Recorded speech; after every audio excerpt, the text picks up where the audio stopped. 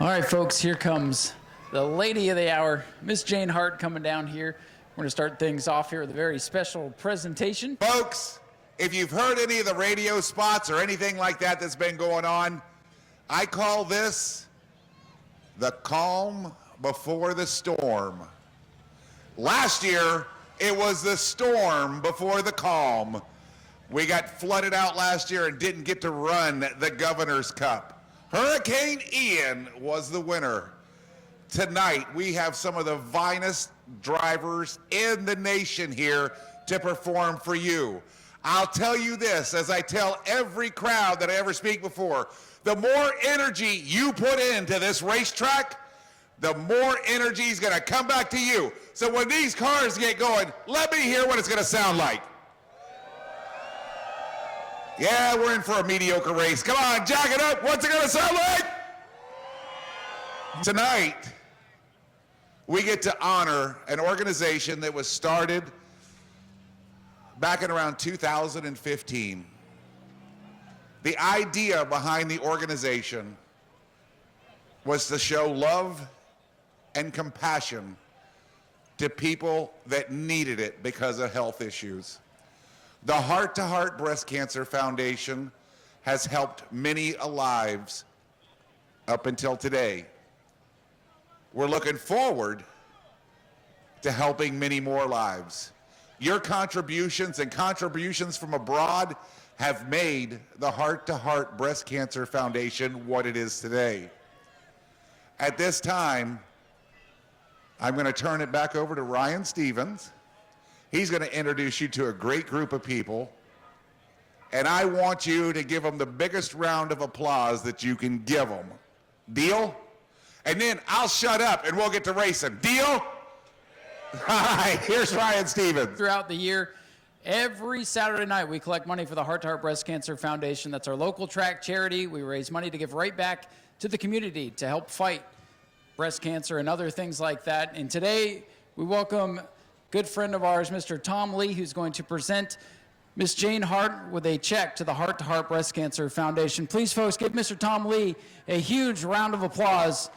He's donating to the Heart to Heart, our local track charity here. Tom, thank you very, very much. On behalf of the New Smyrna Beach Fire Department, Local 2271, we'd like to present you a check for $2,672.14. We really appreciate all the hard work that you've done to help people in need, and we hope to continue our relationship with you. This is Thank you wonderful. so much. Thank you. I appreciate it. Thank you very much. Thank you. On behalf of Jane Hart and the Hart family, Jane's a little under the weather right now. It's all she could do to get here tonight, but she wanted to be here for this great event. We want to thank you for everything that you've done for the Heart to Heart Breast Cancer Foundation. It's donations like this, it's the dollars that we get in the grandstands that can help people's lives. Thank you again so much. We appreciate what you did. Now I'll shut up and we'll get to racing! Mr. Gray Schofield from the Central Florida Raceway Ministries, I'm also going to ask you to please rise, if you're able, and remove your hats for our invocation, followed by our national anthem. Gray? Thank you, Ryan. I appreciate it. Thank you, veterans, for your service. Yay! All right, let's pray. Thank you. Father, thank you for the gift of life, the gift of mercy, and the gift of salvation. We praise you for that, for being that living God. Father, tonight we thank you for our military, Lord, and our first responders, how they protect us, and we pray that they know that we love them, Father, and we thank them for them. Father, tonight as we turn to the racing program, we ask for your divine protection upon this facility, and you protect us. And Father, we ask all this in the holy and the precious name of our Savior, Jesus Christ. Amen. Thank you. And if you'll please remain standing, I'm going to turn it over to our national anthem singer today, Miss Rebecca Pringle. Rebecca, take it away. Oh, say, can you see by the dawn's early light what so proudly we held at the twilight's last gleaming, whose broad stripes and bright stars through the perilous fight o'er the ramparts we watched were so gallantly streaming, and the rockets' red glare, the bombs bursting in air, gave proof through the night that our flag was still there. Oh, say does that star-spangled banner yet wave o'er the land of the free and the home of the brave? Thank you, veterans, for your service. Folks, let's hear it one more time for Rebecca. What a great national anthem. And let me hear you again. Who's ready for the main event? Shop jegs.speedwayvideo.org to support the channel with equipment purchases at no additional cost to you. Get discounts and shipping deals site-wide on what you need today using jegs.speedwayvideo.org. 3, 2, 1. Drivers, start your engines. All right, field coming to life. Again, lights down on the Daytona Dodge American Auto pace car. Jason Vale, the fast qualifier, going to lead us to the green flag. Again, the invert pill was drawn. It's a 0. So everybody's starting heads up tonight. And here they come, forming up in turn number 3. Ladies and gentlemen, the Florida Governor's Cup weekend is once again underway here at the New Smyrna Speedway. Prelude to the Cup, taking the green. Who's going to get the jump down into turn number 1? Way up the track is Sutton in the 26. Jason Vale gets the break and away with the lead down the back straightaway. Number 407, Jason Vale, looking to come off the corner and lead lap number 1, and he'll do it. Hudson Bolger, the youngster, up into the second spot, and it's the Rackley cars battling for third. Field quickly singles out the Jet Motorsports teammates, battling side by side for position for about 7th or 8th. This Vale continues to show away. Hudson Bolger in the 17 getting up to speed and is all over the back bumper, the 407 of Jason Vale. 2 cars trying to break away from the pack. The Rackley teammates battling for third right now. Dawson Sutton, the 26, has it. Gavin Rochelle putting the pressure on. Sozio back in 5th and 16, followed by Brad May. It's Cataldi, Noggle, Anderson, and Caceres, the top 10. Good clean start to this one. 3 laps in the book. The butterfly starting to go away. Field settling in. This 100-lap race. And up front, checking out, it's Vale in the 407. Bolger in the 17. Sozio with a run off turn number 2. Here comes the 16 to the inside of the 25 of Michelle for 4th. Brad May going to try to follow him through. We got a line of cars. Actually out in the 8th position, looking to get by Gavin Michelle's 25. Outside groove is viable here at New Smyrna. Maybe he can hold some of this challenge off. Anthony Cataldi with a big run off the corner. He's searching to the outside of Brad May, and Brad May takes his line away in turn 3. Field settles back in for the time being. So a 2-car breakaway up front.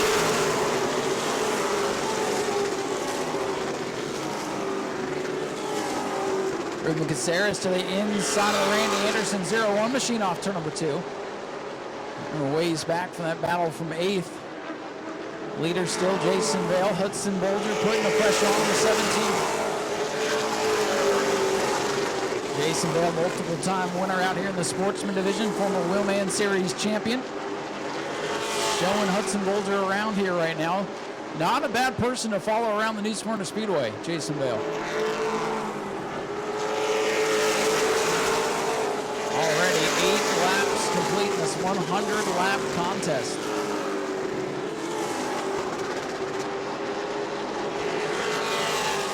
Bolger still about a car length off the 407 of Vale. Then it's a half straightaway back to the 26. third. Sutton went way high on lap 1 and turn 1. Settled into third. Sozio, the sandwich of the Rackley cars right now in fourth. Gavin Bichelle fifth. Then it's soon-to-be champion Brad May in the 9.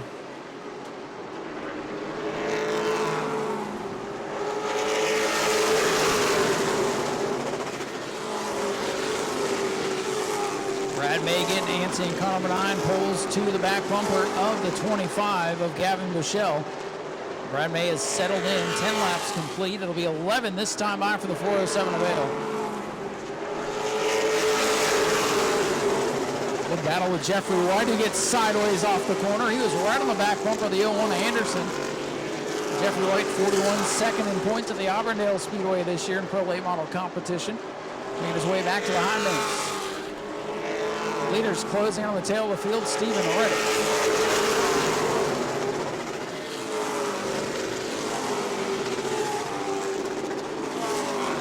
Battle between the 9s. Anthony Cataldi in that black number 9. Look at the inside of Brad May's white number 9. Cataldi with a bold move in turn 3. Going to move up a spot. May going to try to cross him over. These guys had a heck of a battle for the win a couple of weeks ago, and they're battling right now for about the 7th spot. Make that the 6th position. Cataldi up 1, May back to 7th. Ricky Moxley battles with the 17 of Colby Clements as Jason Bale's lead continues to grow.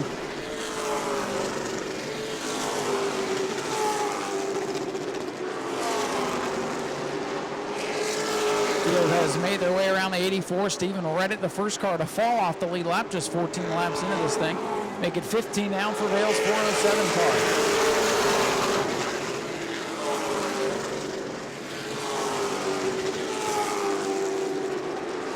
Brad May with over a 50-point advantage coming into the races. Clinched the championship pending tech inspection, of course.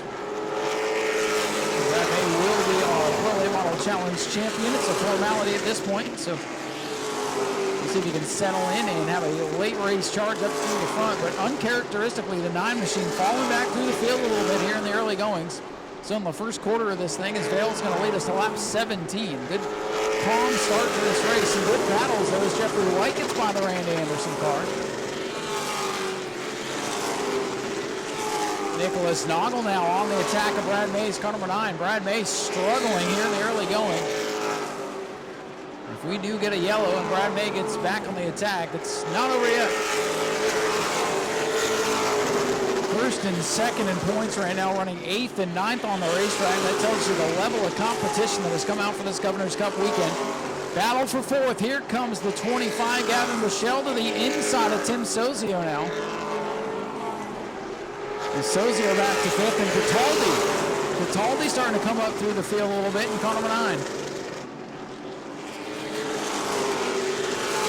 Cataldi hunting for the good spot on Sozio. He's got a nose to the inside. He's got a big run in turn 3. That number 9 car getting into the corners very well. Cataldi up to 5th.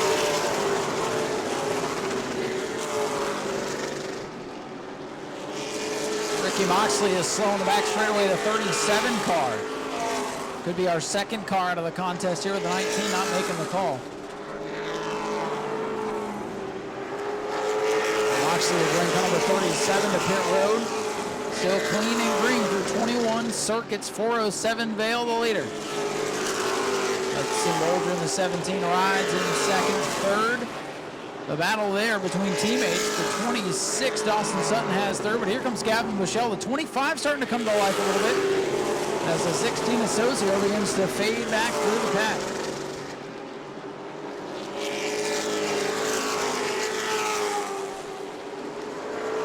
Jason Vale, the fast qualifier, still the leader, and there's the battle for third. The team cars to the inside and making the pass off to number 4. Gavin Bichelle up to third. Gavin in that 25 started back in the 4th position and has worked his way up onto the podium now.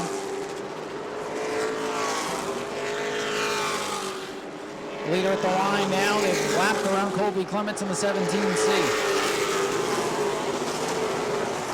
Slow groove is on the bottom, so those slower cars will hold to the bottom lane of the racetrack as the faster cars get by. And see his cars spread all around this half-mile speedway, coming to lap number 25 for Jason Bale's 407.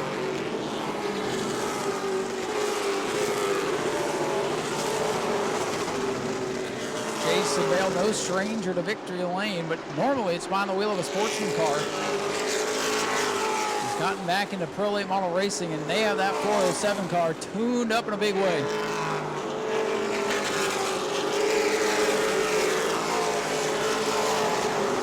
Last car on the lead lap is car number 10 for Blake Suddy, running in the 13th position. He's got about half a straightaway on Jason Bale's closing 407.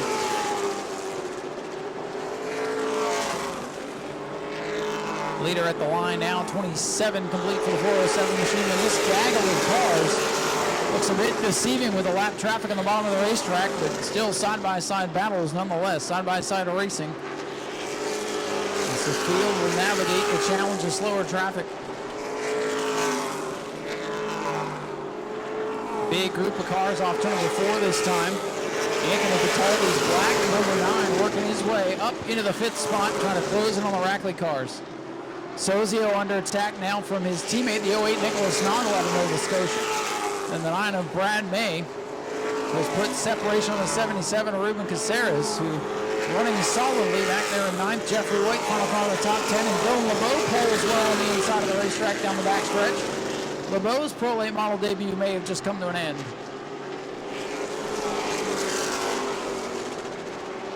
Dylan LeBeau, the longtime racer David LeBeau, pulls that pretty car to the pit road. His debut going to last about 30 laps.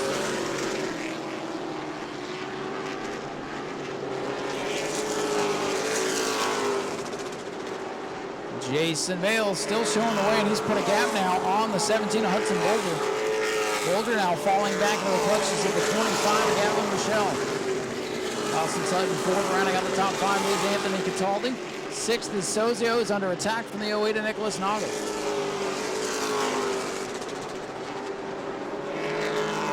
Noggle all over the back of Sozio. A little contact here as they come out of turn 4. Sliding off the corner of Sozio. Noggle with a run heading into turn number 1. Battle for the 6th spot.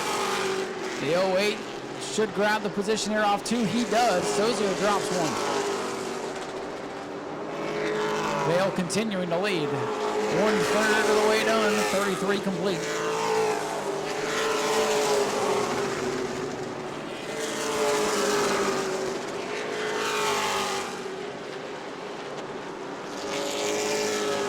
Leaders closing in now on the 0-1 machine of Anderson, who runs 11 cars on the lead lap. And some attrition and some slower traffic factoring into this one.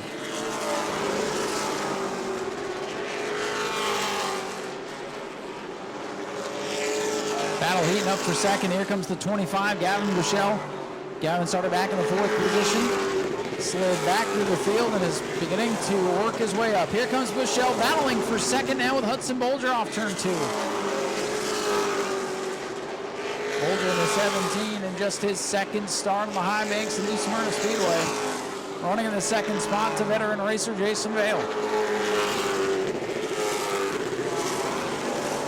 Jason Bale, one of the more unassuming looking race cars. White car with the yellow numbers, doesn't look like much, but it's all about being fast, not being pretty.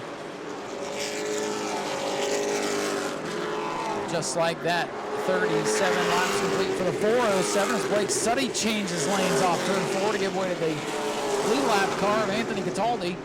Best battle on the track is for second right now as Anderson drops off the lead lap.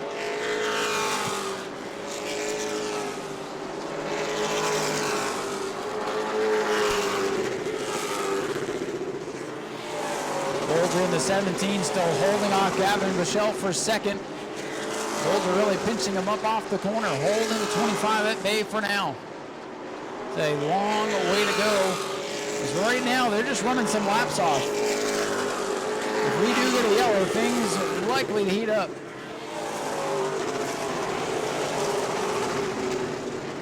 Michelle 25 still battling Bolger for second as they go around Anderson 0-1.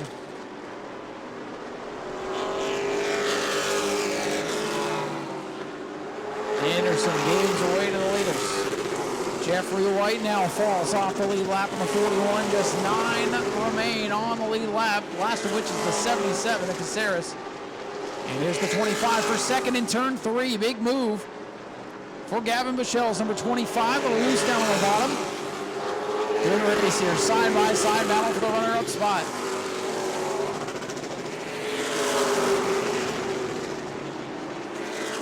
Bichel in the 25. Up to second. A couple of lap cars between himself and the leader, Jason Vale. Vale now white 407, streaking by the first straightaway now.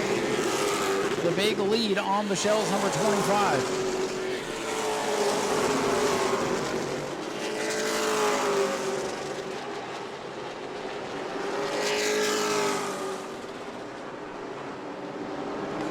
Jason Vale continuing to dominate the front of the field. He's led all the way. Fast qualifier tonight. Got lucky with the invert being a 0. And now, clean racetrack for Gavin Bichel in the 25. We'll see if he can make a late race run. So over half the race to go. With 44 laps complete this time by.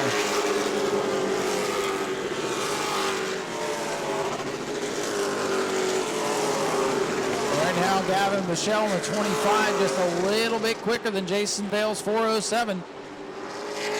Running very close lap times, 19.4 for both cars last time by.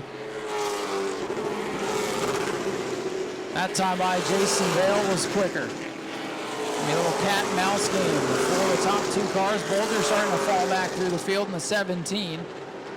Dawson Sutton, the other Rackley car, in 4th, starting to close in now for 3rd.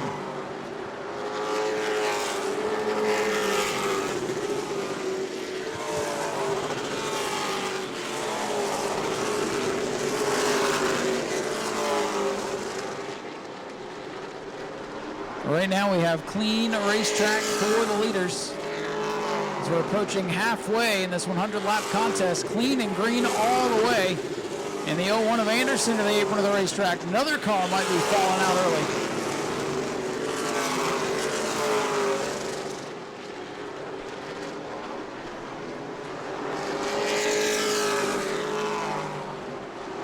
Jason Vale continues to set the pace, closing it on Colby Clements once again.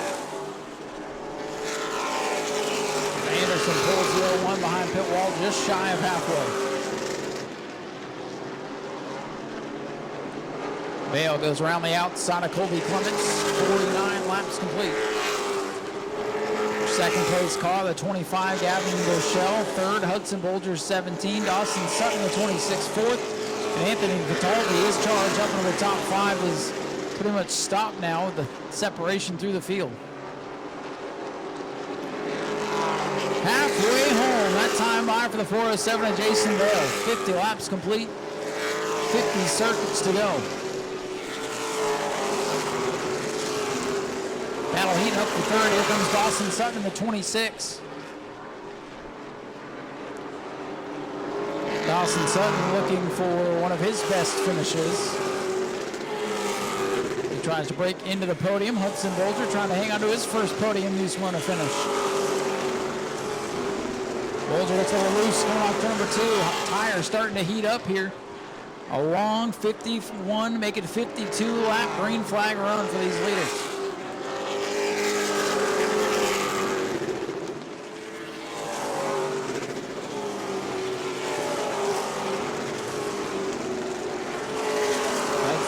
Still hanging on to 3rd, but he's being stalked now by the 26.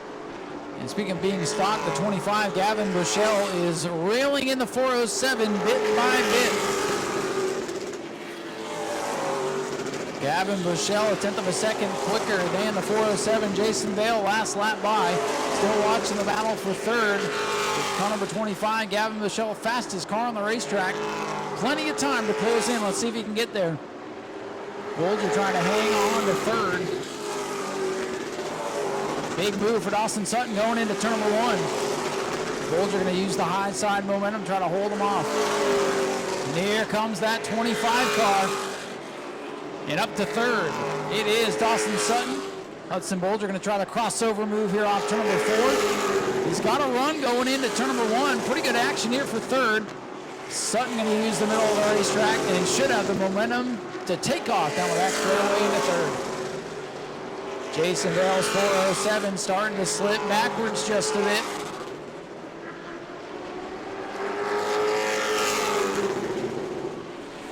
Vale 407, his lead shrinking down to about 5, 6, 7 car lengths. Stephen Redditt dead ahead in the 84. Well, loose off turn number 4. The handling might be going away just a bit on the fast qualifier. We got 25, Gavin Michelle closing in. Michelle still about a tenth and a half quicker per lap.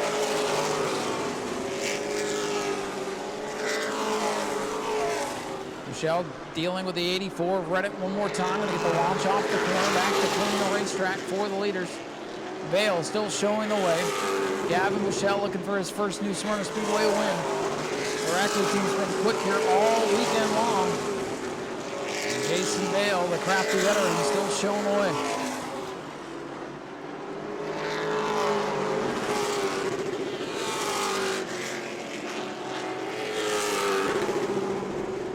Checking lap times, Michelle continues to be just a little bit quicker than Jason Vale's 407. It's stabilized now in the clean racetrack. You see the lead for, we'll say about 4 car lengths here as they come down the front straightaway to complete lap number 60. 40 laps to go. The Pro-Lay models, sometimes, when you get a big field of them, it's calamity out here tonight. It's clean and green. Lead shrinks 3 car lengths now for Vale. Gavin Michelle closing in a hurry. 19.4 to 19.5 that time by Michelle is coming in car number 25. The race is just heating up here inside of 40 to go. Brad May putting some pressure on Tim Sozio's number 16. Brad May kind of pedestrian so far here tonight. Doing what he needs to do to win the championship. As a matter of fact, he's clinched it. Taking the green here tonight. Heavy traffic ahead for the leaders, and here comes Gavin Michelle's number 25, the blue and white machine, closing in on Vale. 63 laps led for Jason Vale. Battle down the back straightaway with Brad May and Tim Sozio for position. Brad May going to take over the 7th position here with a nice pass off turn number 4. Not the typical Brad May kind of day. Battle for the lead. Still 2.5 car lengths between Vale's 407 and the 25 of Gavin Michelle. About to have a heck of a battle here. Here comes that 25. Slow cars on the bottom. Vale swings wide. 65 laps complete. 35 to go. And the 25 is there. Half a car length back. The leaders battle down the back straightaway. They'll separate from this lap traffic, and we'll see what the 25 can do. Catching them is one thing, getting around them is another. Jason Vale out in front of the field. Easy when you have a big lead to burn up your stuff. Maybe, though, the 407 was cooling things down. Looking for the late race run here as he gaps it back to about 2.5 car lengths. Cars back into clean air. 67 complete. 2/3 of the way done. A lot of separation through the field, but after 67 laps, the leaders right on each other. Ruben Caceres in the 77, 9th place car, in danger of losing a lap here. He's going to go around the 17 of Colby Clements. Michelle in the 25 continues to stalk the 407 of Vale. Lap times beginning to stabilize just a little bit. Pretty equal that time by. Michelle got a good run that lap. Next time by will be just 30 circuits remain, 15 miles to go. Brad May heating up the back bumper and Nicholas Noggle in the 08 as they go into turn number 1. That's for 6th. But the battle for the lead, still a good one. Brad May looking at the inside. Noggle's going to hold him off on the back straightaway. And Michelle with the back bumper of Jason Vale in turn 2. The leaders battle down the back straightaway. Brad May battling for position here on the front. Michelle with the nose looking to the inside of Vale. Michelle's got the faster car right now and dives into turn number 1 for the lead. Gavin, Michelle in the 25, looking to take the lead away from Vale. Not going to get him that time. Vale with the high side momentum. Holds on to the top spot. And at the 9th place car, dead ahead, Ruben Caceres, the leading rookie, soon to be rookie of the year. 72 circuits in the books. Brad May side by side with Nick Noggle down the back straightaway. Michelle to the back bumper of Vale. Brad May wants the 6th position. Nicholas Noggle making it hard on him. Oh, the 407 slipped a little bit trying to get by the lap car. Michelle not able to capitalize. 73 down. Michelle going to have to reset here as they go around the 77. Brad May with a good run. Look at this battle here coming off turn number 4. Good side-by-side action for 6th with the leaders on the same straightaway as the 6th place battle.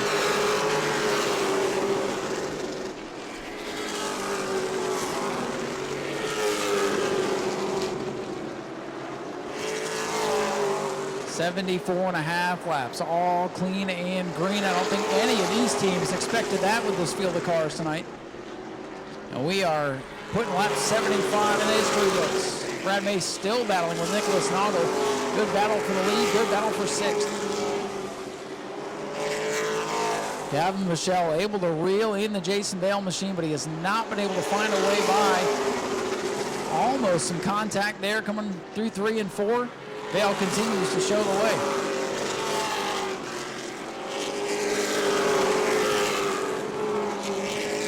8 cars remain on the lead lap, and look at this for the lead in turn 3. Jason Vale slams the door on him going into 3. Michelle had a nose to the inside. Vale says not going to happen this time. Vale will tail happy. Coming to the line. 77 down. Michelle with a run. Gavin Michelle in the 25, looking to pull even with the 407. Vale still able to hold him off for now. Vale gets a good run off the corner. And once again, Vale will hang on to lead this lap. Good racing in the Prelude to the Cup. Good clean race thus far. Michelle has a nose to the inside. He's to the numbers. For the lead in turn 3. Michelle might be able to get him this time. New leader, Gavin Michelle in the 25. He'll officially take the lead here with 79 laps complete. 21 laps to go for the 25. Brad May continues to battle Nicholas Noggle for position. That's for 6th over in turn 3. May and Noggle the best battle on the racetrack now. Gavin Michelle and Clean Air starting to pull away. What an effort for Jason Vale and team tonight. It's not over yet. We've got 20 laps to go. Anything can happen at this point. For the time being, things settle down again. Watching the battle off turn 4. Brad May in the 9. Nicholas Noggle 0-8 for 6th.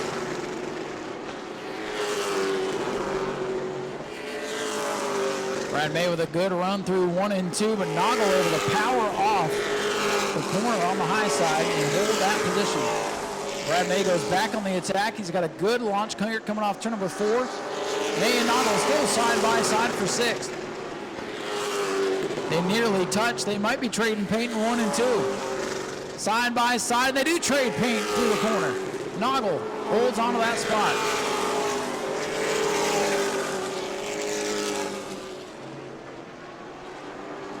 Sixth, 7th, and 8th across the start-finish line. Your leader, Gavin Michelle, closing in on this battle.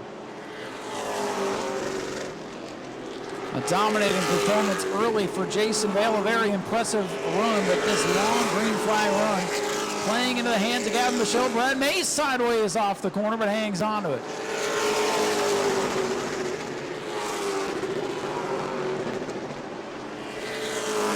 Three-car battle now for the 6th spot as Sozios goes back in, and the leader, Gavin Michelle, just about half a straightaway behind him. The leader's going to have to deal with 3 very fast cars as we come to 15 laps to go. Will this allow Jason Vale to close back in?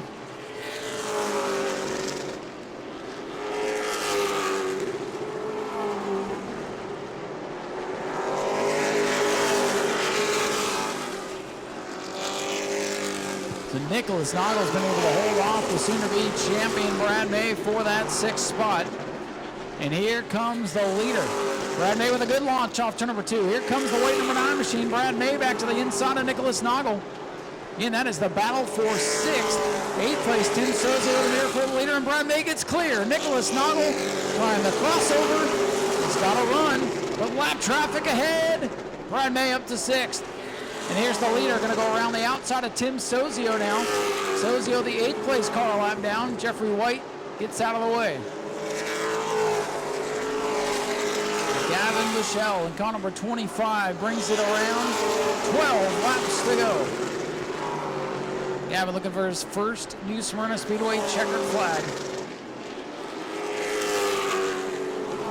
Driver I thought would contend for the Shark Bite 100 last time he was here. Was not able to conquer it that night, but he might be able to put a lap on our soon-to-be champ, Brad May. Brad May fighting for 6th position today.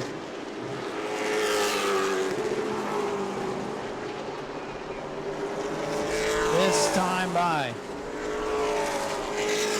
10 laps to go. And the leader is on the back bumper of Nicholas Noggle, who rides in 7th. Michelle gets a run. Gavin Michelle's got to be careful around these lap cars because those guys are still battling for position as well. The 08 starting to drop back. Michelle gets around our 7th place car and sets his sights on Brad May inside of 10 laps remaining. 9 to go as a matter of fact.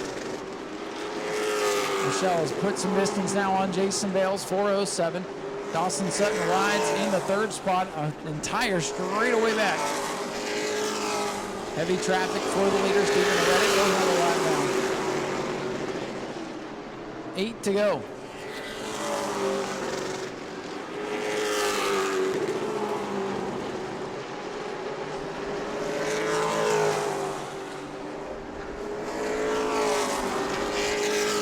Cars between 1st and 2nd leader at the line. Here's Vale, the 2nd placeman at the line now. Michelle does not want to see the yellow flag. 93.5 laps, clean and green. Yeah, Michelle with a comfortable lead. Only 6 on the lead lap.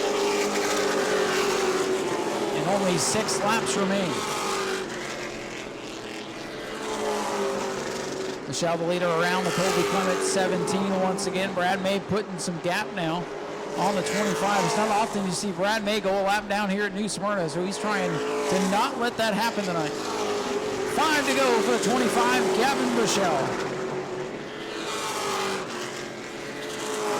Jason Dale not able to get through this traffic very well, still sits a distant 2nd.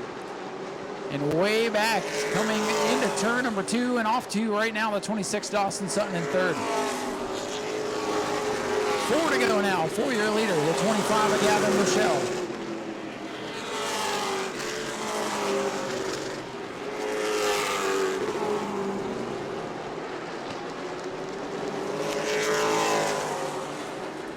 Laps winding down. The 25, Gavin Michelle looking for that first career New Smyrna Speedway win. They're going to win the Prelude to the Cup. This young man, that 25, a driver you'll want to keep your eyes on. He's coming to 2 laps to go. Michelle looking to make a name for himself here tonight. 1 mile left for your race leader in car number 25. Again, on the back bumper of track champion Brad May in car number 9. May runs in 6th. Jason Vale still trying to work through that traffic. He has fallen back as the white flag getting ready to fly. 1 lap to go for Gavin Michelle in the 25. People will watch this back and think Brad May just took the white flag, but he's just trying to stay on the lead lap tonight as Gavin Michelle looks for his first career victory here on the high banks. Into 3 for the final time, no pressure. Off turn number 4 to win the Prelude to the Cup 100. Gavin Michelle gets it done. Jason Dale, a great run in 2nd tonight. 3rd will go to the 26 for Dawson Sutton. Here he comes. Hudson Bolger will top his career best in 4th. And rounding out the top 5 will be the number 9 for Anthony Cataldi, followed by Brad May, the last car on the lead lap. Brad May will finish 6th and take home the Hoosier Pro Late Model Challenge Series Championship. Ladies and gentlemen, here he comes. Put your hands together for Gavin Bichelle in car number 25.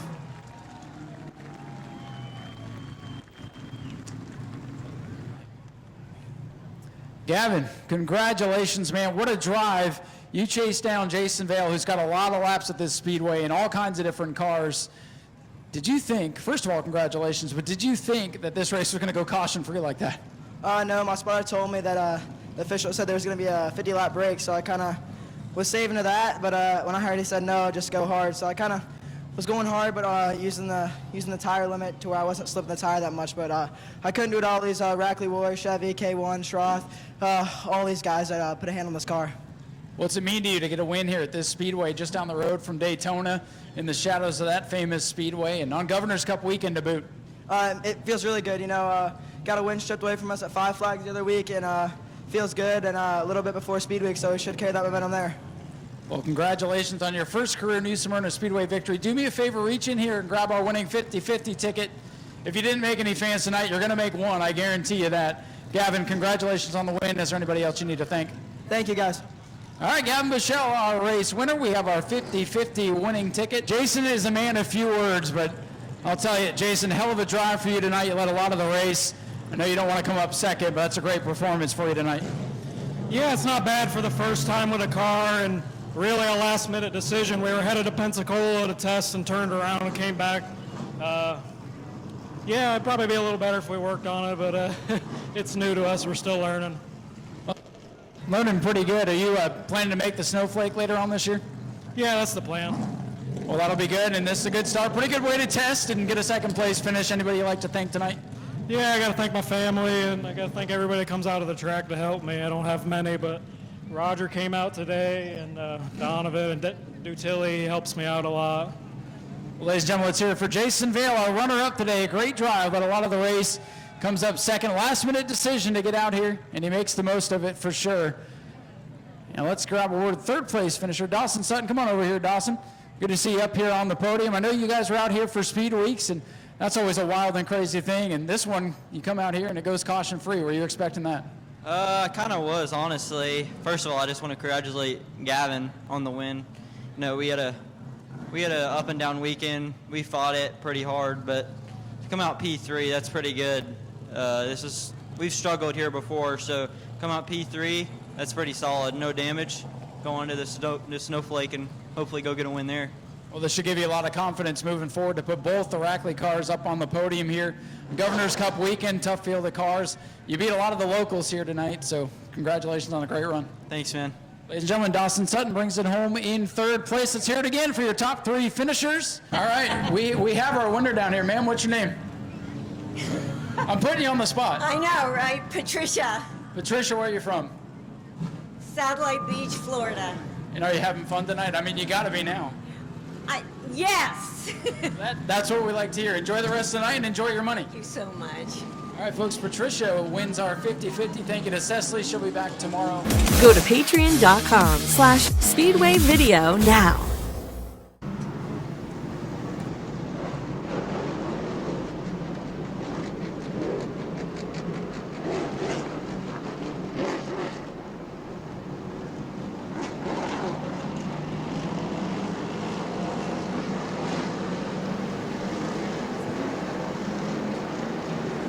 Field is set. Pace car set to peel off. Dalton Nelson and Bruce Bennett lead us down to the double greens, and we are underway. Nelson in the 94 gets the jump. Look at the crossover move. Here comes Bennett down to the bottom. Nelson drifted up high, and around goes the zero on the back. Around goes the zero of Robinson, our first yellow flag of the night. Troy Robinson in the Batmobile turns it around, yellows out. 0 laps complete. It'll be a complete restart. All right, the zero Robinson gets a turn back around. Being told the 5 machine getting black flagged and will be parked for the night for not listening to race controls instructions. We are set to go back green flag racing. Attempt 2 to get this one underway. Dalton Nelson on the inside, Bruce Bennett on the outside. Then it is Jerry Simons and LJ Grimm. Green flag back there.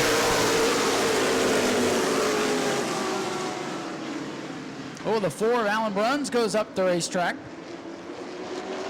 Actually, we are missing one of the 18s anyway, as Alan Bruns a little bit squirrely on the back straightaway. The 18 way up high in the lead, lap number 1 will be Dalton Nelson on 94.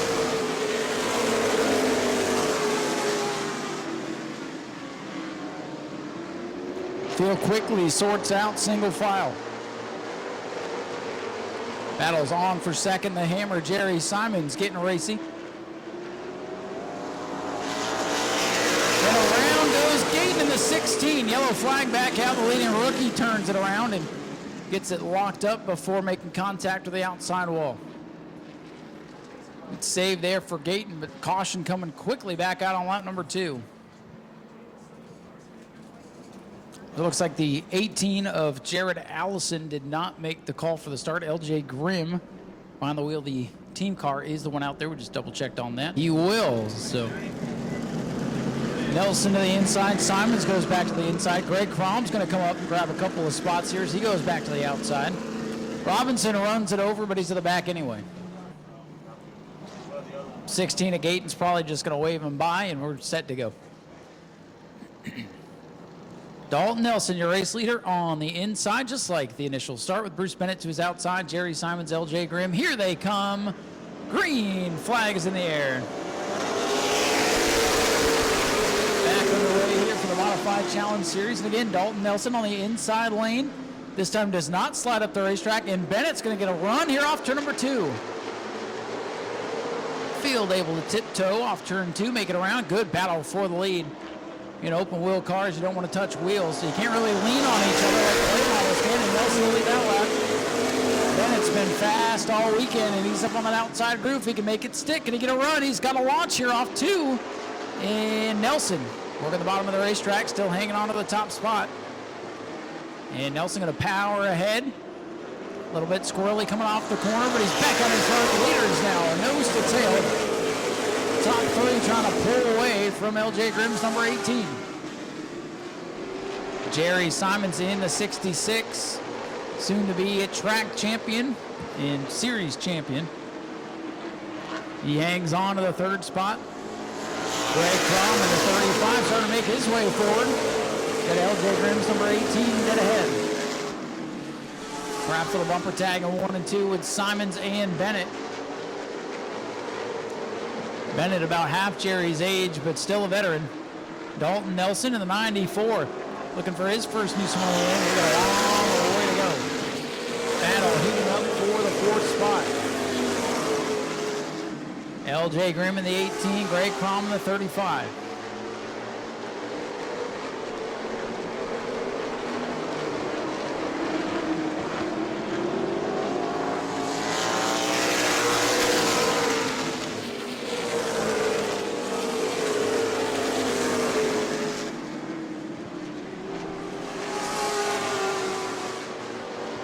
Dalton Nelson still showing the way in that 94 machine. 24 Bruce Bennett in 2nd.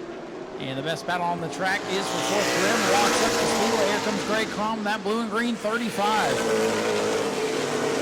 Simons over the inside of Bennett for 2nd. Bennett's going to try to hold him at bay. Simons with a good launch off the corner. Crom's going to get by Grimm here down the back straightaway. And Simons gets by the 24 Bruce Bennett for 2nd. Dalton Nelson still showing the way with 9 laps complete out of 75.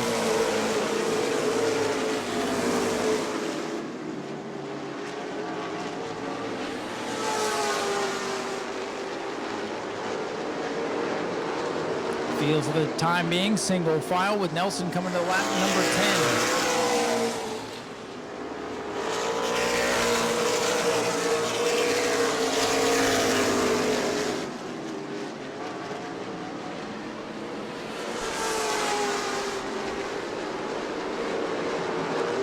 Bruce Bennett with a big move, little contact coming off turn number 4. Simons hangs onto the spot. 3-car breakaway at the head of the field. Bennett going back for the 2nd spot. He had some momentum coming off the corner, and Simons slams the door on him.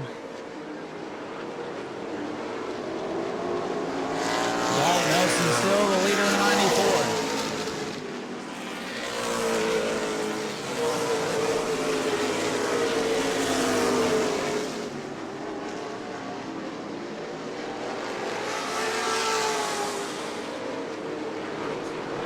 Things have settled in here as they'll complete 13 laps. Dalton Nelson's 94 still pacing the way. Much like Jason Ray on the Pro 8 model races, led all the way. And Jerry Simons blocking on the bottom of 2, trying not to allow Bennett to get a run. Greg Crom in the 35 slowly starting to reel that battle in. As the 18 of Grimm has slipped back. 21, Brighton Horner up from the back of the field. He runs in the 6th position ahead of Shane Held in 7th. Alan runs 8th. Then side-by-side battle here with the 0 of Robinson. A little smoke out of that machine, as a matter of fact, as they went to 1. Robinson, the Dark Knight, in the 0, might be showing some fluid here. And the black flag will come out. Yeah, that rear wheel looking pretty shiny as it came by. Perhaps a fluid leak on the 0 here, just 15 laps into the race.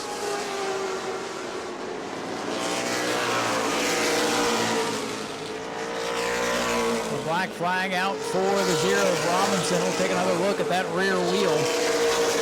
Yeah, a lot of shine on that rear wheel. Looks a lot shinier than everybody else's, so usually a pretty good indication that that is not a tire rub, that is fluid. Good battle still for second. Simons ahead of Bennett. Robinson does shut it down and will adhere to the black flag. And Bennett, gets into Simons in turn number 2. Had a run and got the door slammed on him again. That's the hammer, Jerry Simons, living up to his name, not letting the competition through.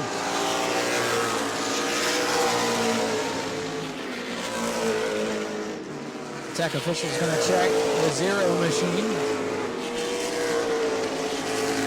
They have lapped by the 16, leading rookie Brian Gayton.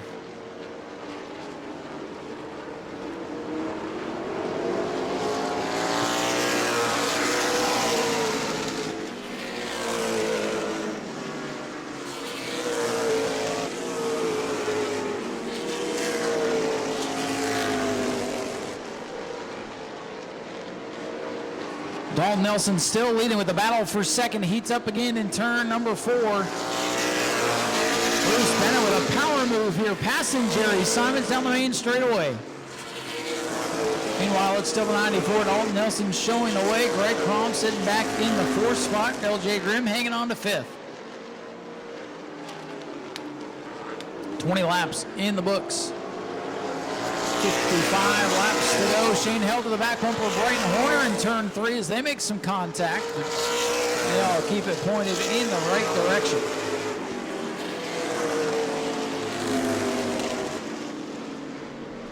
Long ways to go for Dalton Nelson in the 94, looking strung out front. He's got a couple of car lengths on the 24 of Bruce Bennett. Bennett and Simons have a great battle in that 2nd spot. Greg Crom all by himself in 4th. Grimm at the line now in 5th. That's Horner, Held, Bruns, Matt Jarrett, and Brian Gayton, the rest of the field. Robinson 0 machine leaking fluid. He's out of the race. The 5 is out. Some attrition early on in this one.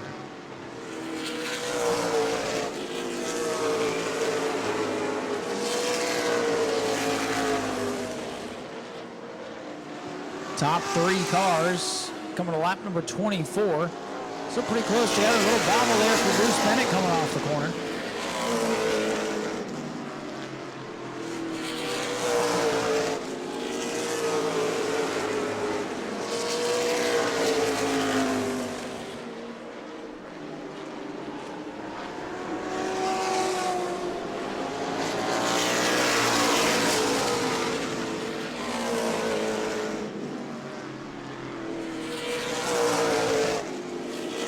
By the 16 of Brian Gayton once again. Gayton rebuilding that machine from a hard crash a couple of months ago.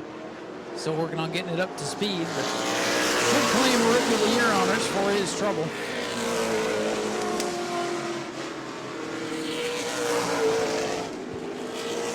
Nelson of the 94 has led all the way, 26 complete, 1/3 of the way through.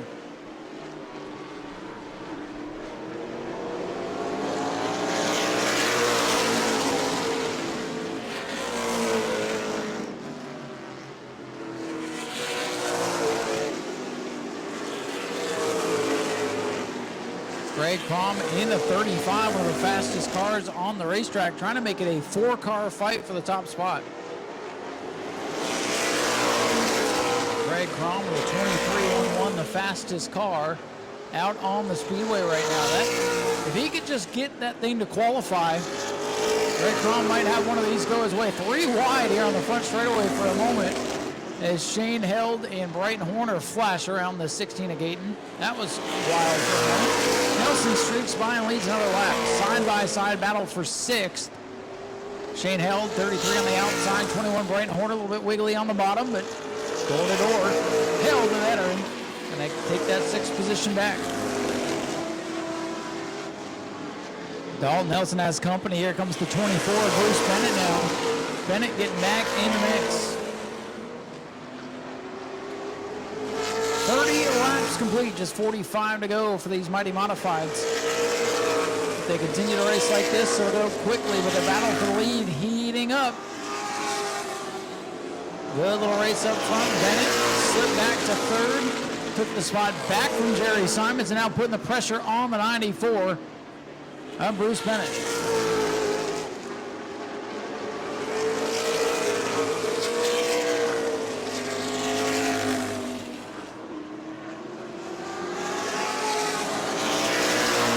Nelson with company out the rearview mirror, the 24 catching the 16 of Brian Gayton once again. Jerry Simons slips up going into turn 1.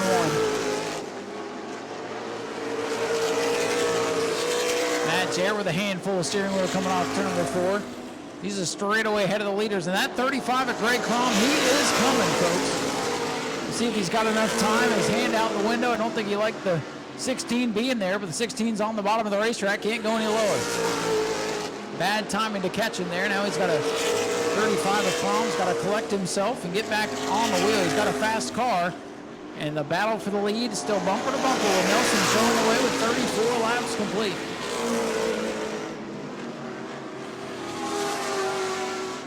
Bruce Bennett with a launch off turn number 2, trying to get some momentum. Nelson's car good down these long straightaways. That Teddy Nelson motor running pretty strong here tonight. Bruce Bennett keeping him honest though in that 24. Dalton Nelson got his first modified to Mayhem win not too long ago in Cordell, Georgia. Bruce Bennett, good little driver. Been a while since we've seen him win, so these guys right now showing the track regular and soon to be champion Jerry Simons how to get around this place. Now it is a distant 5th to LJ Grimm in the 18. Matt Jarrett 72, that orange and black machine going into 3, the final car on the lead lap. Top 4 still on the same straightaway. It's 2 car lengths between the 94 Nelson and the 24 Bennett.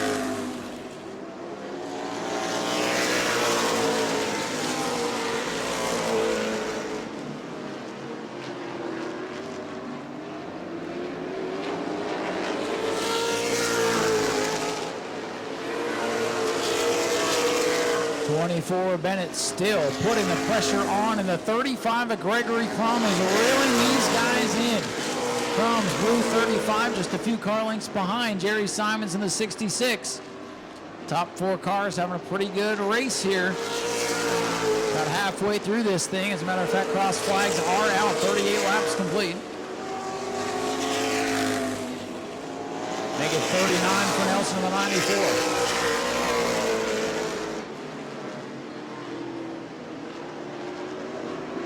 94 Dalton Nelson, 2 car lengths up on the 24 Bruce Bennett. Simons sits back in 3rd. They've caught the Gayton machine again. They'll get by him coming off 4.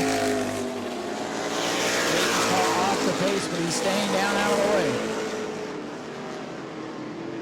Whoa, Greg Crom again almost comes into the 16. Boy, Greg Crom in the 35 gonna have nightmares of orange and white tonight. Before closing in on Matthew Jarrett's number 72.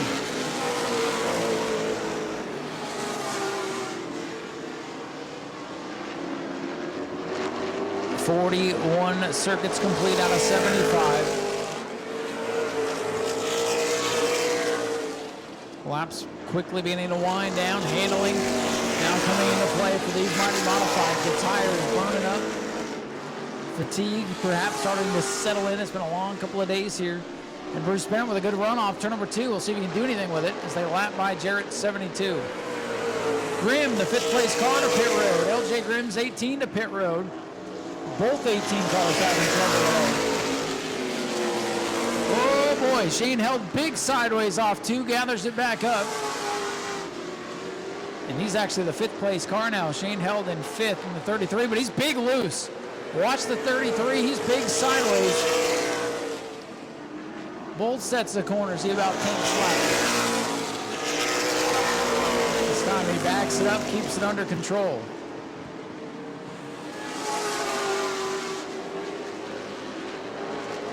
Bruce Bennett still in the tire tracks of Dalton Nelson. Nelson going to come around to lap 45, looking for that first new Smyrna win.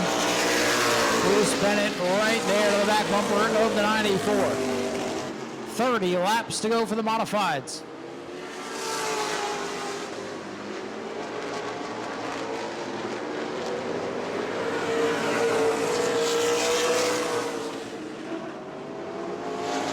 Nelson will lead us to lap 46. These two separating now from the Jerry Simons 66 machine. Greg Crom, his fight up through the field. Seems to have stabilized now as he's not been able to gain much ground on the Simons car. Whoa, Shane held again, having it step out when he gets on the gas. The 33 just wants to break loose and go around, and Shane Held's having to really drive that thing here tonight. And ill handling number 33 could come back into the clutches of the Brighton Horner 21. Horner's scheduled to make his Governor's Cup debut here tomorrow as the battle for the lead rages behind those guys. Nelson still leads it.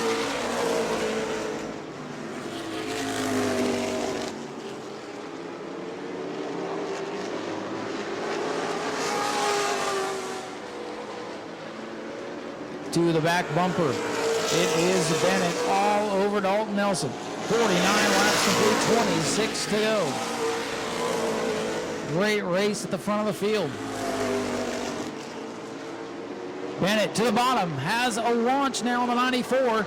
Bennett shoves the nose in there. Down on the apron of the racetrack they go in turn 3. And Bennett gets loose, and in the wall is Alan Bruns. Bruns in the wall in the front straightaway, and that'll bring the caution out.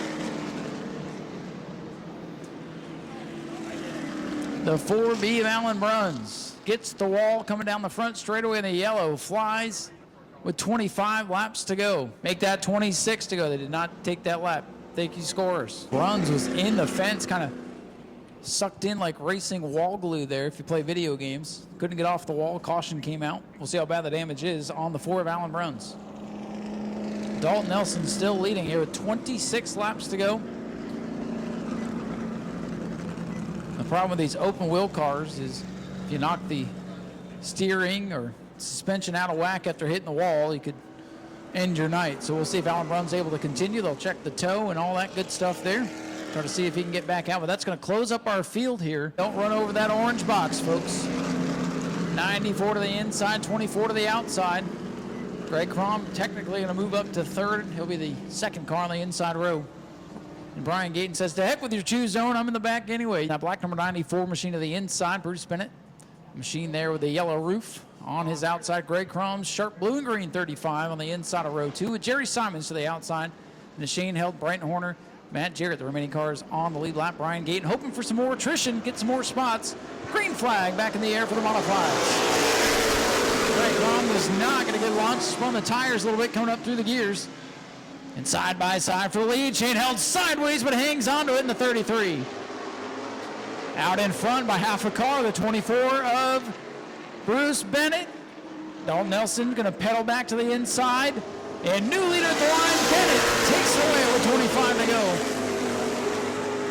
Bruce Bennett heads up the hill a little bit. Dalton Nelson's got to get defensive now. Shane Held gets by the 72 of Jarrett, who had a moment going into 1. And Dalton Nelson starting to drop back a little bit as Bruce Bennett leads the way.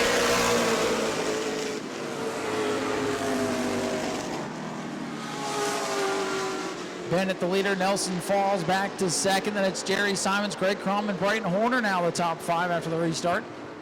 You see Alan Bruns out of car number 4B. His night is over. Simons was up the hill in 3 and 4 that time.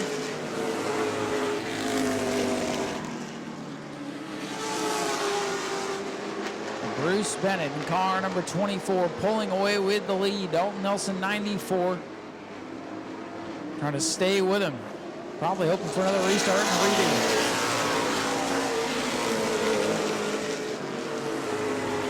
Shane Held doing a great job hanging on to car number 33.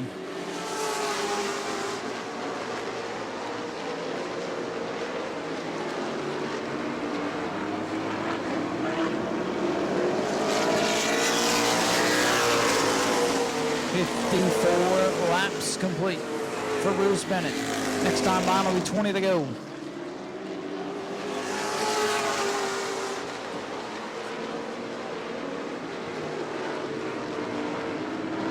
This time by 55 laps up on the scoreboard for Bruce Bennett.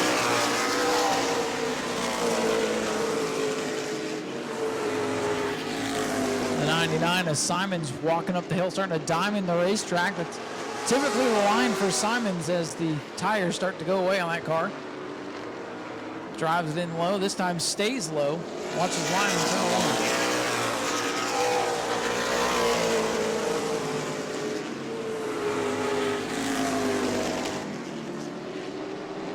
The 24, Bruce Bennett, able to wrestle the lead away from Dalton Nelson on that restart. Nelson gave him the outside.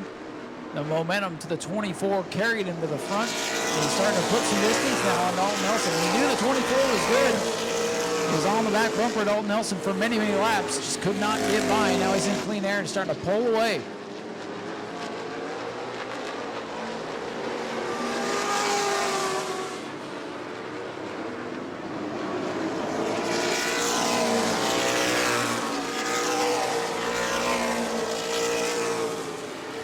Bruce Bennett in the 24, looking to get back to New Smyrna Speedway victory lane, really starting to leg it out now. Pretty sizable lead over Dalton Nelson's number 94. That restart definitely changing the game for now. Trying to make it 16 more laps.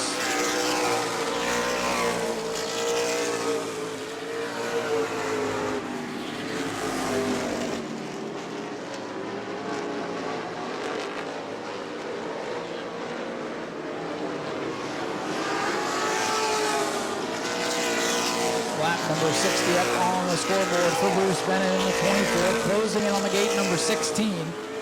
So they'll deal with traffic at least one more time tonight. Jerry Simon sitting back in third, soon to be track champion.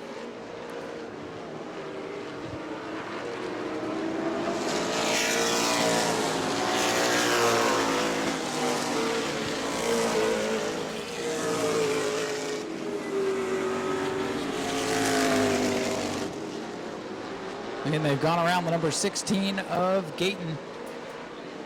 Now clean racetrack for the leaders once again as lap number 62 is in the books.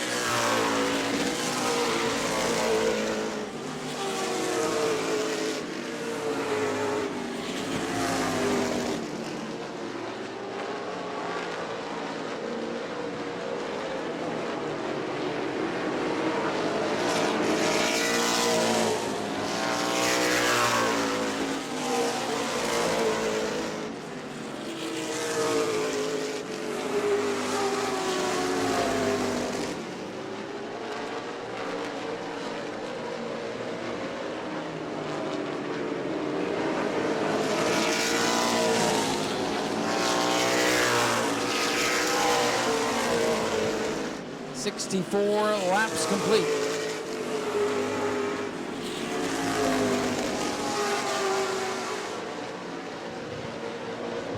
This time it'll be 10 laps to go for the 24. Bruce Bennett, Greg Crom started to put some pressure on Jerry Simons now for the third spot.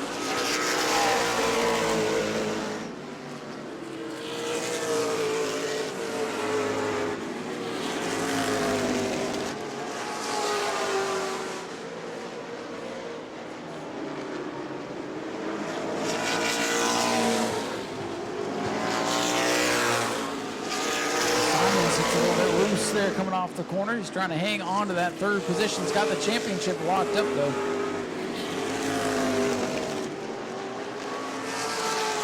Battle in this one looks like it'll be for the third spot as Bruce Bennett has really pulled away. Of course, a yellow or an incident out there could change everything. Oh, Simons gets a piece of the wall. Simons nudges the wall with the right front tire, and here comes Greg Crom for third. Crom sends it into one, and all the momentum is broken for car number 35. Simons with a moment. Almost had the same thing happen to him that Alan Bruns did. And now Gregory Crom, he smells blood in the water. Simon's car getting loose, but hanging on to third. 68 laps now complete.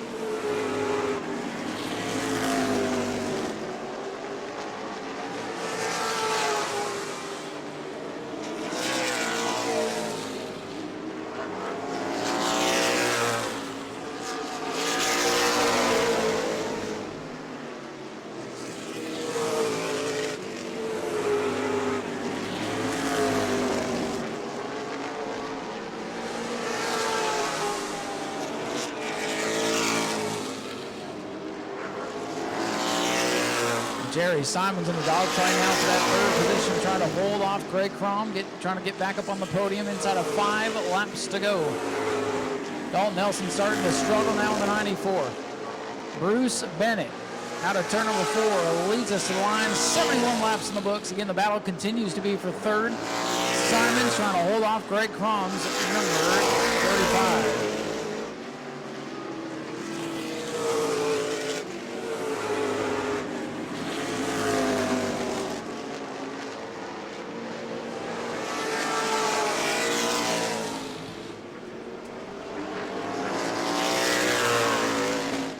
Bruce Bennett with a big lead will tiptoe around the 16 of Gayton. 2.5 laps to go.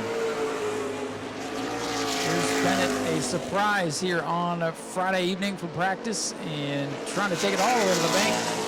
2 to go. 2 laps to go for Bruce Bennett in the 24.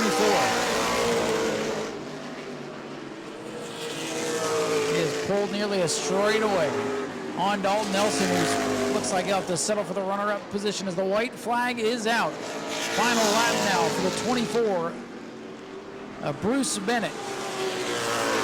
Gregory Crom has not been able to get by Jerry Simons for third. The final time into turn number 3. Coming off turn number 4, a dominant performance for car number 24. Bruce Bennett takes home the win in the modified 75 during the Prelude to the Cup. Dalton Nelson settles for second. Jerry Simons third. Greg Crom sideways to the line in fourth. Bryden Horner will round out the top 5 ahead of Shane Held and Matthew Jarrett. And ladies and gentlemen, here he comes, makes some noise once again for your winner, Bruce Bennett in car number 24.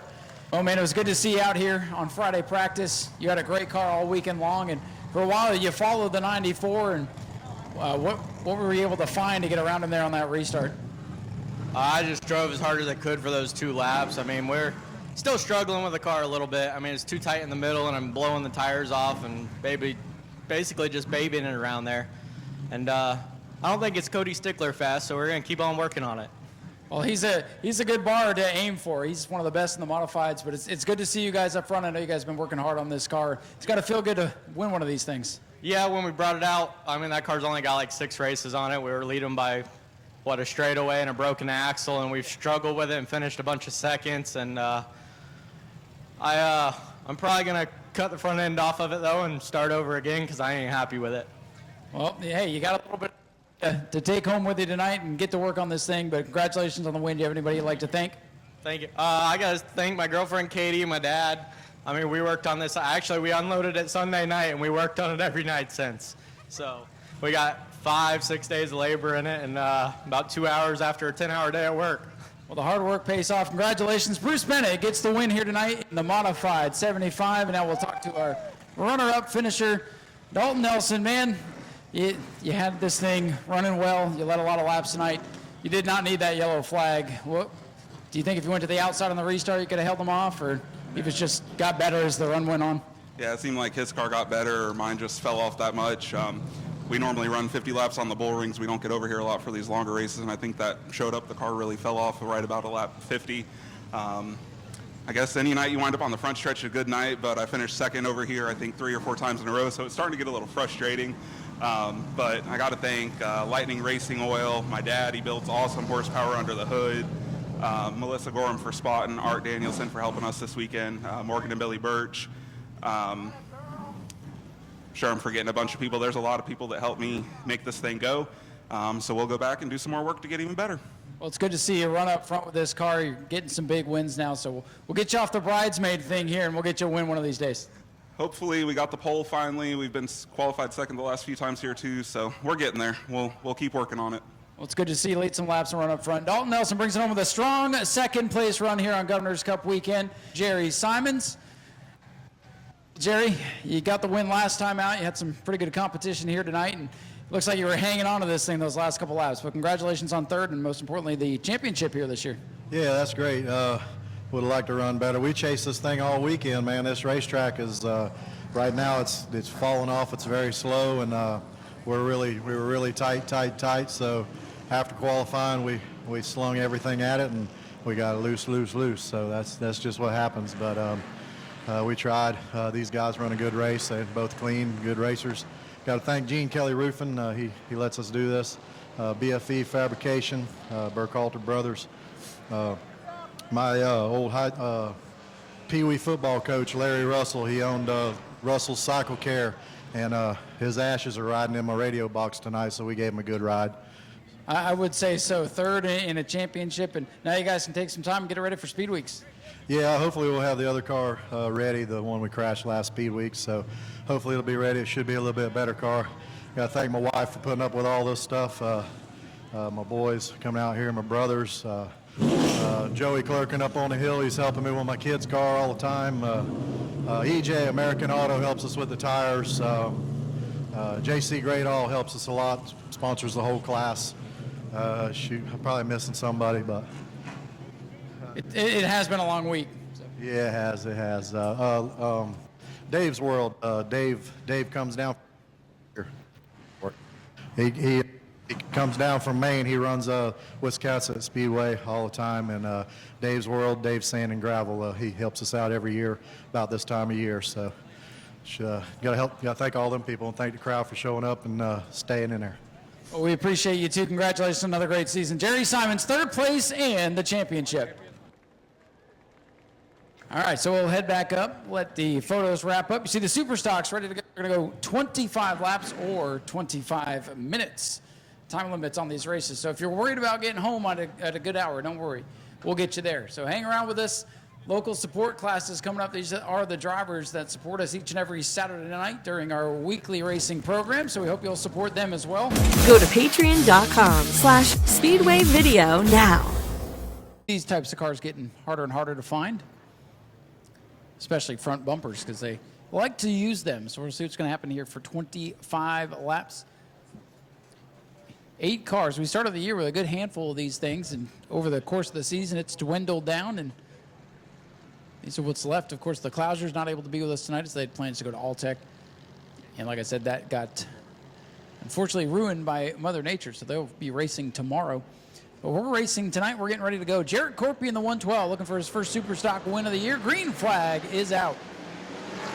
Oh, and he does not get a good start. And George Spears in the 23 is going to take off with a lead in turn 1. Prenesti did a good job in the 15 to get down to the inside, and George Spears out for, Prenesti sideways, but hangs onto it. George Spears in the 23 away with the lead, and a couple cars up the track, and back at it comes Corpy for the lead. Close call that time in 3 and 4, and I thought George Spears was going to take off with the lead, and he's got company again from that red 112 of Corpy. 58 of Spears had a lockup going into turn number 1, but everybody keeps it pointed. We stay green. Spears in the 23, Corpy 112. Another big lockup, couple of cars locking it up. Metz in the 37, Spears in the 58. And here comes the old KG veteran Bobby Holly in the 56. He's going to battle side by side now in the 15 of Tyler Prenesti. That's for the final spot on the podium.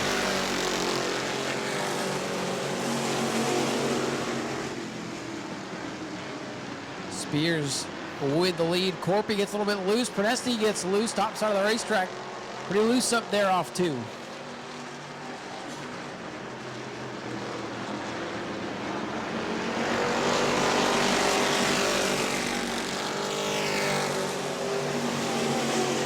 I was worried for the rest of the field that George Spears was going to get out there and set sail, but Jared Corpy getting back on the wheel. Did not get a good start, probably missed a shift or something there. And he's gotten back up to the bumper of Spears, and here comes Bobby Hawley. Hawley started back in 6th, so did not get a good qualifying lap in the practice session. He's quickly making his presence felt here. Top 3 cars pretty close together. Decent little race going for the Super Stocks for the $1,000 on the line.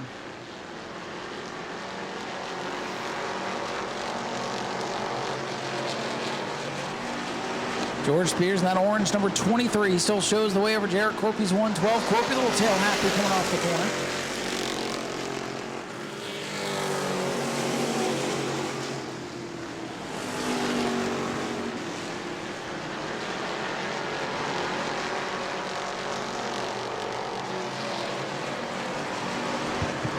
Spears 23, Corpy 112, and Bobby Hawley, the black machine, hanging right with those guys. Prenesti back to 4th. Brandon Johnson in the 26 part-time competitor out here in the Texas Roadhouse car runs in the 5th spot. Ahead of Steven Metz and Gage Spears, who's got a new power plant in the 58 car.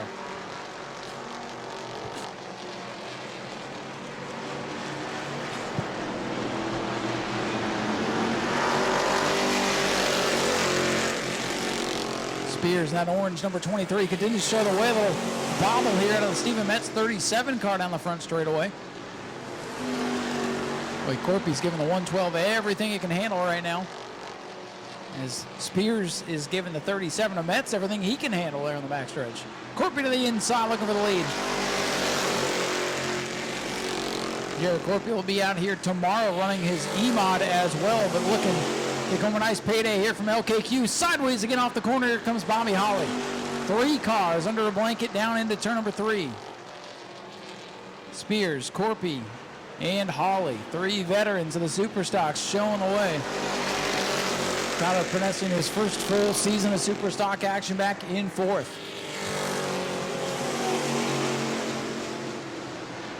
Corpy again continues to pressure the former champ George Spears. Corpy with a good run, pulls to the numbers. They're going to be side by side coming off turn number 4 to the line. 11 laps complete. Corpy out in front by a plastic bumper. They touch again going into 1. Jared Corpy, the pole sitter, looking to rebound. He's going by the 23 on the back straightaway. And here comes Bobby Hawley. Hawley trying to follow him through. Old best buddies, George Spears and Bobby Hawley now side by side for second. Bobby Hawley had a tough season out here, did not get to victory lane in the regular season. He's got a shot at it tonight as Corpy gets loose ahead of him. Halfway through this contest, the 112 of Corpy back out in front. Bobby Hawley, George Spears now losing time. Gage Spears up on a wheel. He's driving by Brandon Johnson here. Spears having a good run after fighting issues with that car in the practice session. Spears up into the top 5.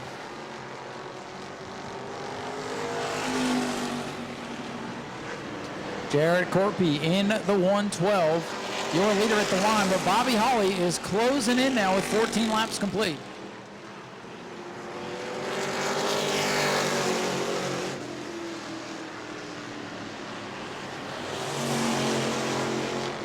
Side-by-side battle off 2 for the 5th position. Gage Spears, the blue car on the inside. The 12 have held very slow here on the front. A little rubbing over there in 3 and 4 with Spears and Johnson for that spot. And for the lead, look at this in turn 2, Bobby Hawley. Some watching the battle for 5th. Hawley looking to the inside of Corpy for the top spot. What a good rebound it would be for Bobby Hawley tonight to see who will become the 3rd different leader of the race with 9 laps to go. Bobby Hawley, where'd he come from?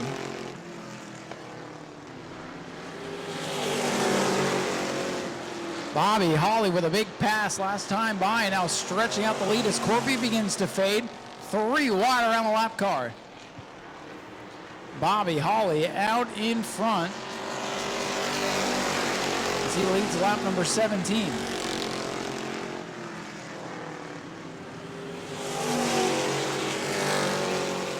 Corpy's got a problem. The 112 shuts down off turn number 2. Problem for the pole sitter. Jarrett, Corpy slows, and now it's between Bobby Holly and George Spears for the $1,000. Something to miss on the 112, and it happened quickly because I look at one end of the racetrack, next thing I know he's under attack. Tires appear to be up on the 112, so possibly a mechanical issue for one of the fastest cars here. Tough break for Corpy. 6 to go for the 56 of Bobby Holly.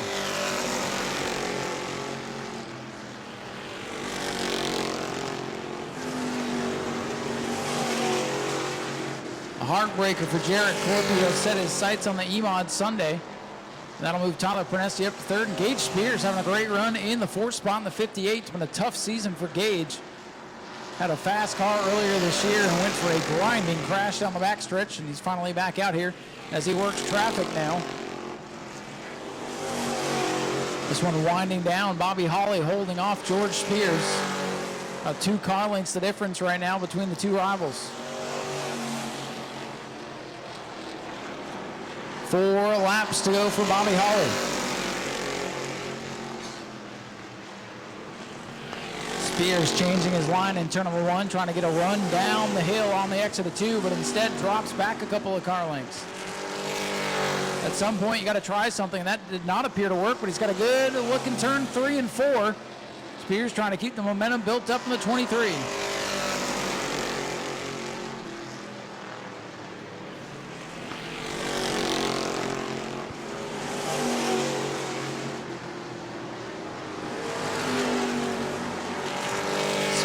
And Holly, the 2 rivals from seasons past. They've kind of cooled that off this season, but it could pick back up here with 2 to go. And big money on the line from LKQ. Bobby Holly's trying to seal it and get his first win of the year. Didn't get a points win all year.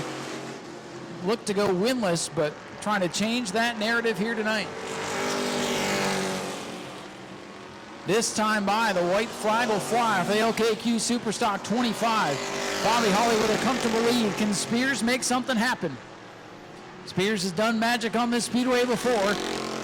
2 car lengths. Spears a little bit loose in 2. Don't know if he can catch him.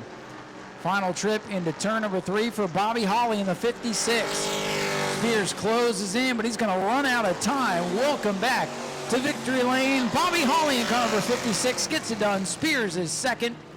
Tyler Prenesti with his 2nd consecutive 3rd place finish. And a great run for Gage Spears tonight in the 58. Today did not go the way he wanted to at the start of things, but he get a career best finish.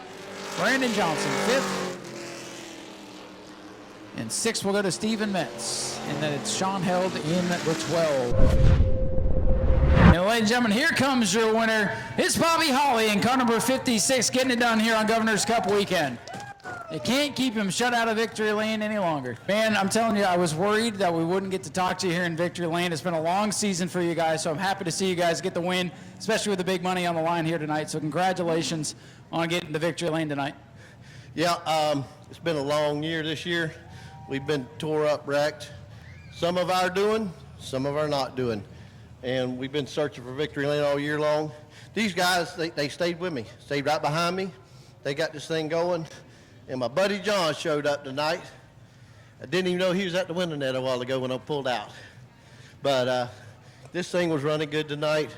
I want to thank Titan Construction, Daytona Sportswear, Sweet Potato Snaps, Cheryl and Stitches, Sanford Moose, and CNS Concrete. If it wasn't for Titan Construction and CNS Concrete, we wouldn't be here with new tires on this thing. Well, we are glad to see you here fighting through that long season. And it's got to feel good to leave 2023 with a victory. And I didn't touch nobody tonight. No, it was a great race, man. Congratulations on getting the win. It doesn't matter if you touch somebody or not. They'll come up with something, but that's fine.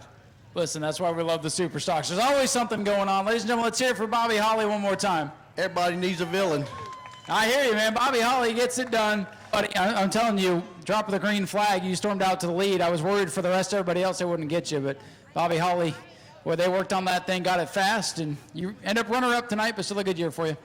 Yeah, it was a good year, and honestly, we were off probably 3 to 4 tenths. I mean, from the center out, I couldn't pick the throttle up at all. It was just skating out from under me. So I don't know. Maybe we should have. I think it's with all this rubber that's down. I think from the super lates and the pros, all the laps they've made. The track's it's kind of greasy, and I should have adjusted a little better for it, I think. Well, I can feel that because walking around on the track, I can feel all that rubber down here. It's been a crazy week, but for you to get second cars in one piece after a long season, it's worth something. Yeah, no doubt. And, qualifying, we were unloading as they were going on pit road. Typical Spears style. That's what we do. we never get here early. Well, I was here early because I was doing tires all day. But, yeah, it was good. Like I say, we were off, but we'll get it there. Anybody you want to thank? Thank my wife first for letting me do this. Thank our sponsors, Ed and Shelley Barber. This is Ed's car. Edgewater Screen, Gravity Services, Goodrich's Seafood, Joe Jen's Boston's, Blow It Up Bounce Houses, Spears Lawn Maintenance, my mom, my family, everybody, all our guys. Thank you so much for helping out and doing what you do. We'll get you a note card for next year, but good job. George Spears brings it home with a solid second place finish and 2/3 in a row for Tyler Prenesti and the old Camaro out there. Good run for you again tonight, Tyler, and get those two guys to get racing a little bit more. Yeah, I had no grip tonight, man. It started off tight in the center, and then all of a sudden I got no drive off. It was sideways. I got to work on. We got to make some adjustments in the off season. We'll be back. We're getting better, and yeah. I was going to say, through the course of the season, you guys have gotten a lot better, and to finish the season, to survive the season's one thing, and then to get 2/3 to end it, it's not bad at all. Yeah, I'm glad this season ended clean for everybody. I got to thank Epic Flight Academy out at New Smyrna Beach, their main aircraft mechanic program. 6-figure job in 16 months. CRC Auto. I have to thank Ron Ballou, Caldwell Banker out of Volusia County. Ron, John, Paul at home, Joe Piazza Racing, all my family, my girlfriend, and thank you all for everything. Thanks for coming out. And thanks to the veterans. Tyler, great job tonight. 3rd place for Tyler Prenesti, and that'll be a wrap for the Superstocks here in 2023. Getting ready now for the Ashley Holmes Jacks Pro Trucks. They will be up next for their 25-lap feature. Don't go anywhere. It's going to be a good one. Go to patreon.com/Speedway video now. The lights are down. The Daytona Dodge American Auto pace car. Tough break for the 28 Nolan Mesa as he comes down pit road. Keeper on the 99, Richard Levance from the back of the field here tonight. And 28's got to hustle here, make the call. And instead they'll make the hard left turn. And we're getting ready for the green flag. Here come the Ashley Holmes Jacks trucks. Oh, the 41 gets loose. And Chuck Ayers in the 21 gets the jump in turn 1 from the outside. Kind of a wild start there, but we've made it. We're 3 wide towards the back of the field. Jack Hall thinks better of that. Chuck Ayers, 21. Grant Thompson, 54. Thompson, the out-of-towner. Slots into that second spot. Watching Richard Levance, the American delivery on the 99, trying to make his way up through. Looks like that truck is for sale, so you want to get yourself a good pro truck. That's one to go talk to Richard about. And it is Chuck Ayers and the Ashley Holmes Jacks number 21 showing the way. Good, strong competition all through this pack, I can tell you that.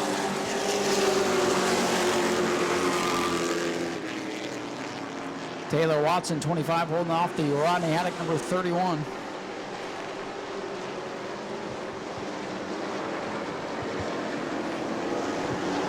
At the line, it's still Chuck Ayers in the 21. Grant Thompson, 54 in second, will contact the middle of the field between Palmer Hagg and Wilson Martins Jr.'s 88.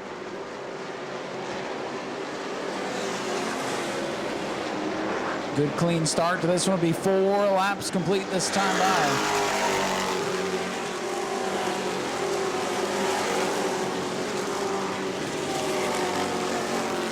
For the lead, here comes Thompson in the 54. Chuck Ayers got a little sideways coming off 2. Here comes the 54, Thompson down on the bottom of the racetrack. He gets a little bit sideways, but he's got a good run. Ayers will lead lap number 5, with Thompson, the pole sitter, down on the bottom.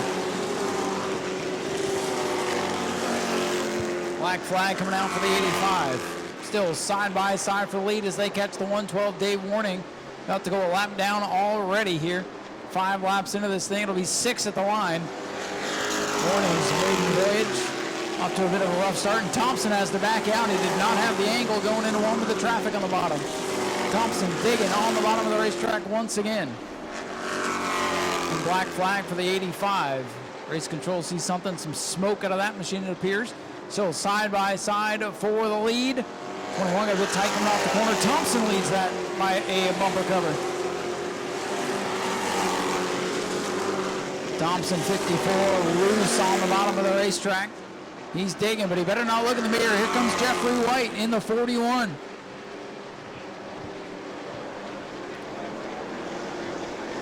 The 21 Chuck Ayers able to power back up around the outside and take the lead. Richard Levance door slams with the 87 of Maria Martins.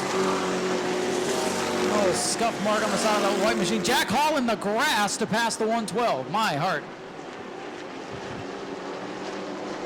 85 does get to pit road, adhering to the black flag. Things settle down with 9 laps completed. The battle for the lead heats up once again.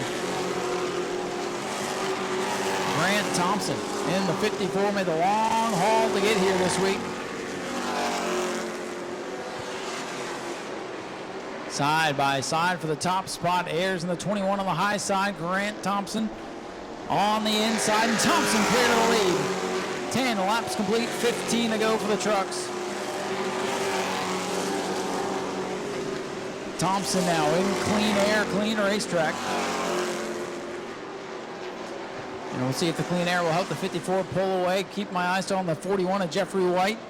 That's a pretty good little race truck he's got. Taylor Watson, no slouch herself. Rodney Haddock back in 5th, and it's Palmer Hag, who's had a great rookie season. Wilson Martins Jr. back to Cody Kaufman's 22, and the 5, Richard Griffiths, who's been quiet tonight. 3rd place point man this year. Runner-up in points, Beck Monopoly, surprisingly not with us here for this Governor's Cup weekend. Next time by, we'll be halfway home. Just like that, the trucks putting down some quick laps.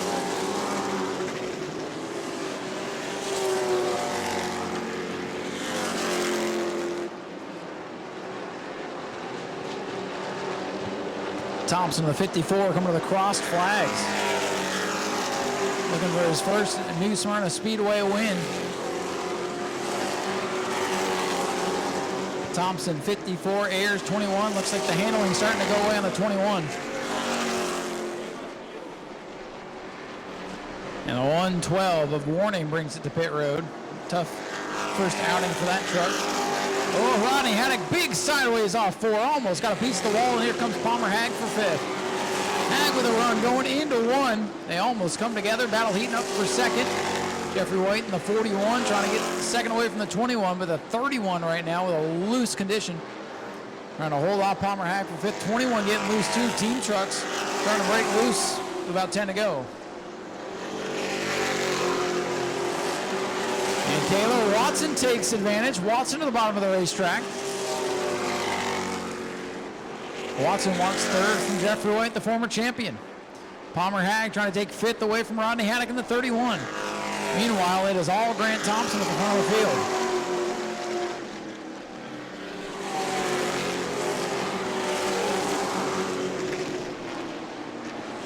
Thompson storming away to about a half the straightaway lead on Chuck Ayers, who he battled with door to door for a number of laps. Clean air definitely helping him. Clean racetrack ahead.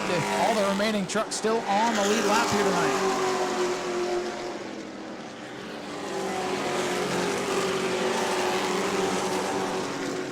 Watson and White continue to battle side by side for 3rd.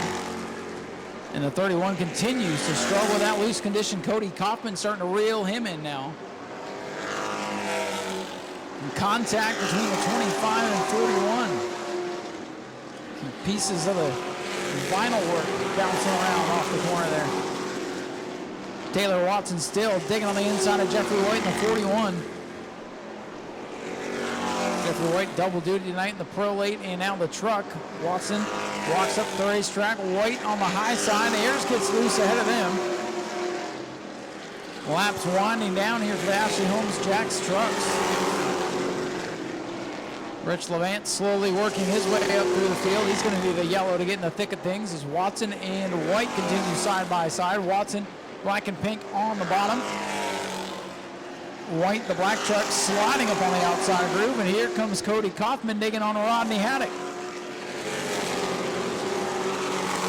And Taylor Watson did not get through 1 and 2 very well, and Jeffrey White coming back on the attack. This time by, it's just 4 laps to go for Grant Thompson in the 54. Watson not allowing Jeffrey White to get a run.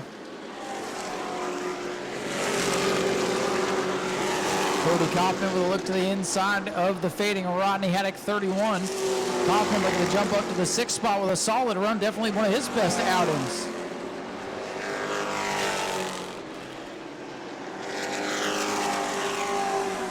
Inside of 3 to go for Grant Thompson, a dominating performance. And with a few out-of-towners. Whoa, Richard Levant gets the flat of the racetrack, went through the dirt going in turn number 1. He's able to save it, hang on to it. We stay green with 2 laps to go. Clean and green for the trucks tonight.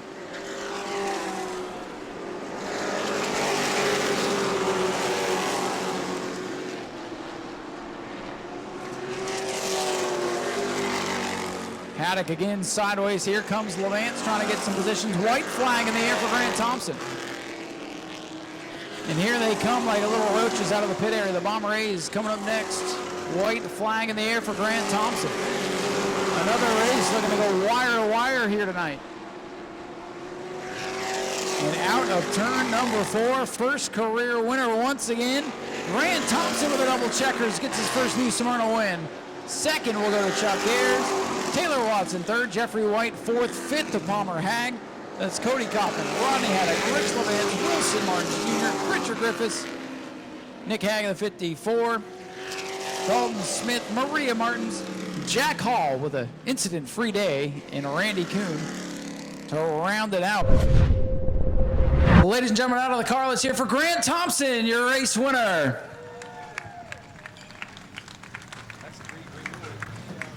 Well, sir, we're glad to have you make the trip down here, and you guys made the most of it. Congratulations on that first New Smyrna Speedway win. That's got to feel great. Feels good, man. We haven't been here in a while. I came here and practiced a couple years ago, but man, I didn't get the best restart, and we tried to bounce back, and we got back around him. I want to thank him for racing me clean, but I can't thank Raw's Asphalt enough for all his help. I know he's up there in the stands somewhere. I want to thank Roger Zapp, Chevrolet Performance Parts, my dad, Nolan, Jacob, Jerry, just everybody who's here along for the ride. So there he is right there. But yeah, we had a good race and bringing home a win. Well, what made you guys decide to travel all the way down here? Like I said, it's good to see you. Good to see some surprises here in the field tonight. What prompted you guys to come race the big track tonight? We've had success in this truck this year, and we know we wanted to run the Governor's Cup at some point, so we made the trip down this year, and it turned out pretty well for us. Yeah, to get your first win on Governor's Cup weekend, that's pretty good for your future, man. Congratulations tonight. Thank you. I appreciate it. Ladies and gentlemen, Grant Thompson, your race winner, another first-timer down here. Great to see. Keep your eye on this kid. I'm sure it's not the last we'll hear of him. Chuck, come on over here, man. Congratulations. Great run. You got the lead early. This truck was fast. You guys raced. That was such a good race, man. And first of all, personally, I got to thank you for what you do to this division. 15 to 18 trucks a week and clean racing like that. That's fantastic. Thank you so much. It was a good race. I really enjoyed that. I had a good fast truck. Just started tightening it up on me a little bit and got loose on exit. I just had to baby it and bring it home, whatever I could salvage out of it. Second just happened to be it. Well, you guys have worked hard on this truck, and you've come a long ways. You guys are competitive now. It's great to see. And like I said, this division went from 3, 4, 5, 6 trucks to 18 now. So it's your sponsorship with Ashley Holmes Jacks has worked wonders. And like I said, I can't thank you enough and giving these fans such great racing to watch. Yeah, thank you guys for coming. That was the whole idea, to build the class up. I wanted to race with more than 3 or 4 trucks, so this worked out perfect. I'm tickled. Well, it has. Thank you so much. Chuck Ayers brings it home with a great second-place run. Taylor, a good run for you tonight. You and Jeffrey, it was like old times watching you guys battle. It was for third tonight, but you guys have battled door-to-door like that so many times, and to be up here on the podium for Governor's Cup weekend. I know you want to win, but now with school and all that stuff in the way, for you to get back in the seat and finish third, still a great run for you. Yeah, definitely super appreciated that we can make it back into a podium position. I've definitely been out of the seat for a little bit. had a lot going on, but I'm so stoked to be back in the car. It was awesome, and I mean, yeah, to come away with a third, there's not much more I can ask for than, you know, fast car, and just so I tried my hardest. I want to thank everyone that came and watched me, everyone on the Right Foot Down crew, Daniel, my dad, my mom, for making all this possible, and of course, every time the fans who also make this possible, so thank you guys. Well, we thank you for coming too, taking some time off your schooling. It's always great to see you. As you can hear from the fans, they love seeing you out here. Yes, I appreciate it. I drove down 2 hours from University of Florida on Thursday to come down here, so had a blast. Go Gators, woo! There you go. Taylor Watson brings it home with a solid third place run, and let's hear it again for Grant Thompson, your race winner. We'll head back up top side, get ready for our next race. Bomber A set for 20 laps. Should be an interesting one. There's some characters in the field tonight. Go to patreon.com/Speedway video now. Next, they are the 6 and 8 cylinder version of this class. They do not have a breakout rule. And then you have the Florida Southern Ground Pounders to wrap it up. So eventually here, we will get this Bomber A race started. They are cruising at a blistering pace here down the back straightaway.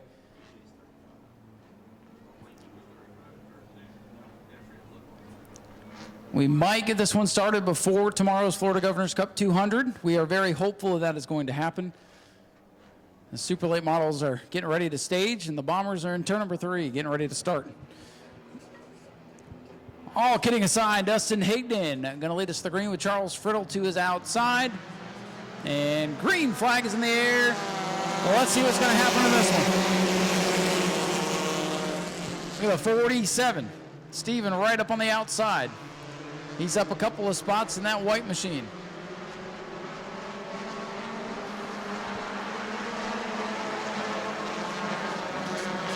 Charles Friddle with the top spot around Dustin Hayden. Stephen Wright in the 47. He's coming up for third. Again, if somebody goes under 24 seconds, they will have broken out. I don't think the 76 is going to have to worry this lap, at least.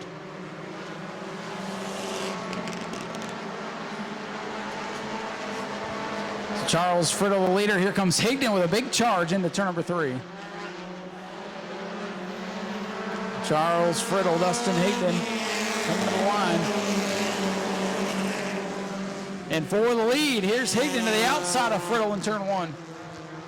Jockeying for position all over the place.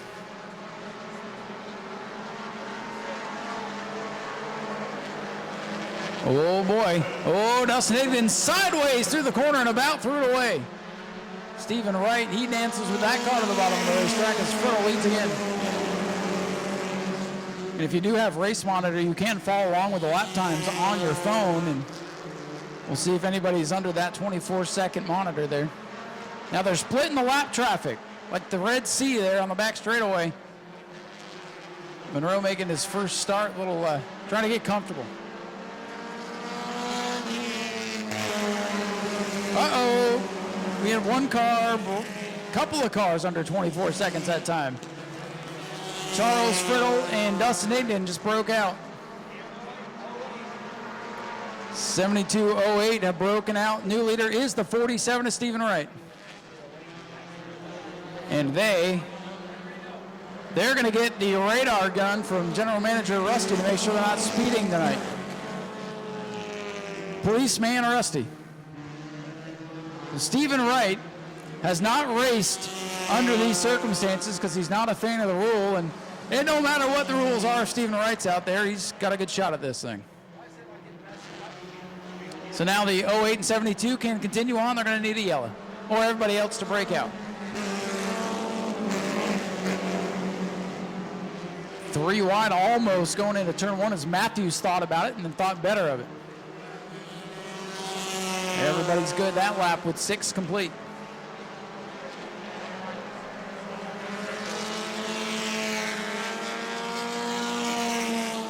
Catching the 76 of Monroe once again, Stephen Wright, the leader.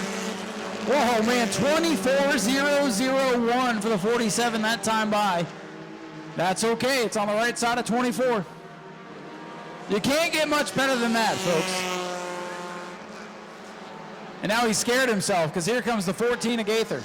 He's like, dang, that felt like a great lap. I better be careful. The This time by, watching the leaders. A little bit slower. Gaither with a 24-1. Stephen Wright still showing the way.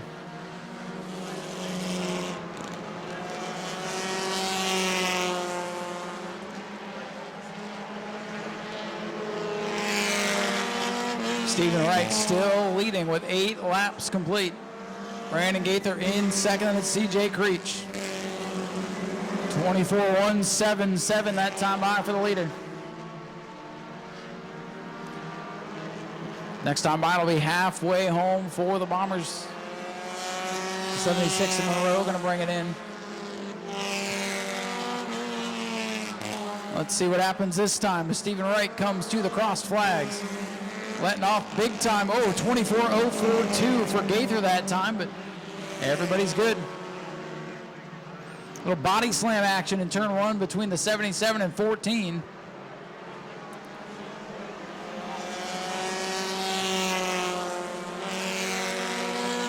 This time by 11 laps complete for the leader, Stephen Wright. Car number 47, Brandon Gaither back in second.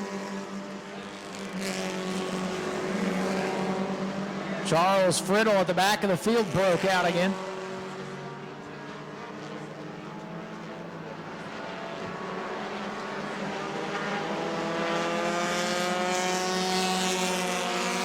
The leader is still out white, number 47 is Stephen Wright. Oh, Brandon Monroe gets crossed up in turn number 3, but hangs onto it. Oh, Brandon Gaither, the 14, second place car just broke out. Brandon Gaither, too fast. That time by, he gets nabbed by the speeding police. So the 47 is Stephen Wright now with a big lead. And Brandon Gaither is going to put the pressure on him.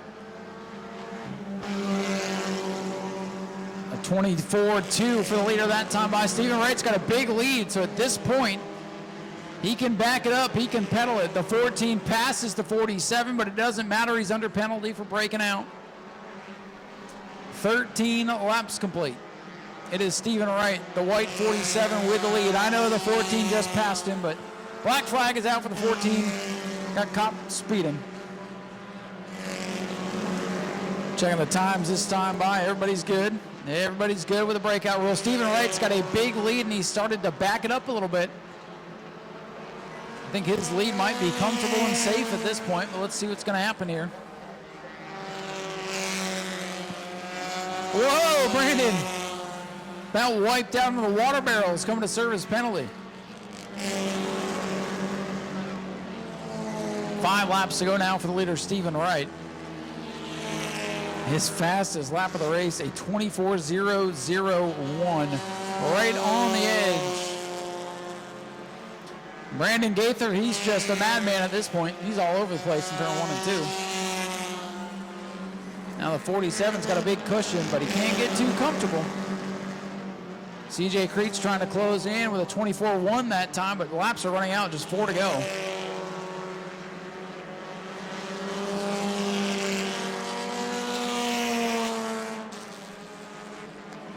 Stephen Wright, the 47. One of the fastest bomb ray cars of a season ago. One of the guys that led to this rule change, to be honest with you. Oh, CJ, the second place car just broke out. CJ breaks out now, a big lead for the 47 of Stephen Wright.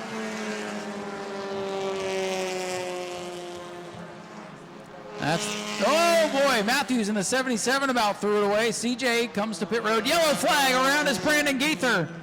So hold the phone. That's going to save CJ for sure. Brandon Gaither spins it around trying to make up time in the 14. That's going to bring everybody back together. And the 17, well, it'll be 16 laps complete. 4 to go. It's going to be on now. Going to get a 2-lap penalty for intentionally drawing the yellow flag with the spin. So they're making the big calls here tonight to keep these drivers in order. The 2-lap penalty again for the 14 of Brandon Gaither for intentionally bringing out the yellow. And they chose off turn number 4. How about that? 8-lap penalty for everybody. I'm just kidding. All right, everybody has made their selections.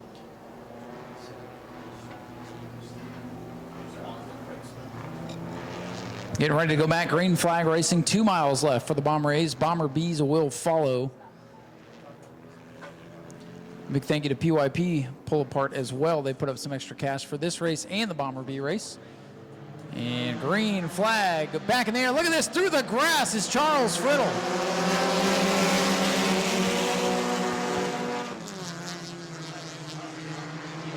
Keep an eye on the white 08 of Dustin Higdon. We got to keep an eye on the times too, because everybody's going to be back up on the wheel. Stephen Wright with a comfortable lead, and here comes Dustin Higdon throwing it into turn 3. He's sideways, just how he sets it up. Dustin Higdon back in the mix. Stephen Wright back out in front. At the line that time, everybody's good. 47 machine of Stephen Wright. Your racer, look at Higdon. He's going to go 3 wide into turn 3. Higdon catches the 77 by surprise. They're sideways, hanging on to it. What a save. And coming to 2 to go for Stephen Wright in the 47. Boy, everybody right on the edge of 24 seconds, but everybody's good. They were flirting with it that time at 24.003 for the 08. That's on the right side of 24, and now Dustin Higdon versus Stephen Wright, just like last year. And here they come, 2 white cars, bringing it to the white flag. Don't break out now. They're good. Top 3 are good as they go into turn 1 under the white flag. Stephen Wright, Dustin Higdon, what can they do? Can Higdon make a move? Of course he's going to make a move. He throws it into 3. Does he have enough time to get there? He's pushing it, but he can't push it too hard. Or does he push the leader out too fast? Checkers are out, and Stephen Wright's going to win it. And the 08 and 77 broke out. Let's hear it for your winner. How about a front-wheel drive burnout for your Saturday night? That's one way to get to victory lane, you know. Here's your winner, ladies and gentlemen, Stephen Wright in the 47. All right, let's get the winner over here real quick. Let him get a hug and a kiss in there. Well, man, listen, under your first race out here with the breakout rules, they still can't keep you out of victory lane. And well, they pushed you, and looks like you had a little bit of fun out there. How was it racing with these rules? Nerve-wracking. Yeah, nerve-wracking? Yeah, just trying not to break out. This race means a lot to me because it's my 10-year anniversary. My dad passing away. It's Veterans Day. It just means a lot to win this race. And I'll tell you, man, you were right there at the razor's edge. I think you ran a 24.001 at one point. So, I mean, this thing is fast. We knew it was fast last year, and probably part of the reason why the breakout rule came into play. So you're a trendsetter, and here you are getting the win, and glad you were able to get the win on a night that means so much to you. Me too. And also, since you didn't mention, but, you know, reigning champion of the Governor's Cup. That's 2 in a row? Yes. See, I can't keep up with it all sometimes. Last year was the Hurricane. The year before that, I won it. So, reigning champion. There you go. Hey, you got to come back and do it again next year. Go for the 3-peat. Stephen Wright takes home the win. I think he had fun. That's what we like to see. Aaron, second place again, man. This has been commonplace much of the year. You haven't had to deal with Stephen much of the year, so this is almost like getting a win. Yeah, I'll take second to Stephen any day. That was just a wild, fun race. It was slick. It was wild. Sliding all over the place. I can't complain. A few races ago, my buddy Kyle, he passed away today. This one was for him. I'm sorry to hear that, man. I'm glad you get up here on the podium, give him some love. I know it's got to be tough, a lot of weight riding on your shoulders here today, and to put that all behind you for a good run. And you're in the Hornet's Nest the whole race. Yeah, it was fun. I hope it was a great show. It is what it is. That's the rules. We ran it. We didn't break out, and here we are, 1-2. Brandon got third. It's been a good season. I can't complain. Oh, we appreciate you being out here all season long and helping this division and keeping it going, man. Yeah, thanks, Ryan. Thanks, everybody. Aaron Foy brings home with a strong second place run. Good job, buddy. And we will head over here and talk to our champion of the Bomber division from earlier this year. And hey, you survived the night. You had people all over you much of the race, and you get up here for third, so not a bad way to end it. And after you won the championship earlier this year. Not a bad way to end it, and we love the championship. That's great. That 24-second rule is a killer.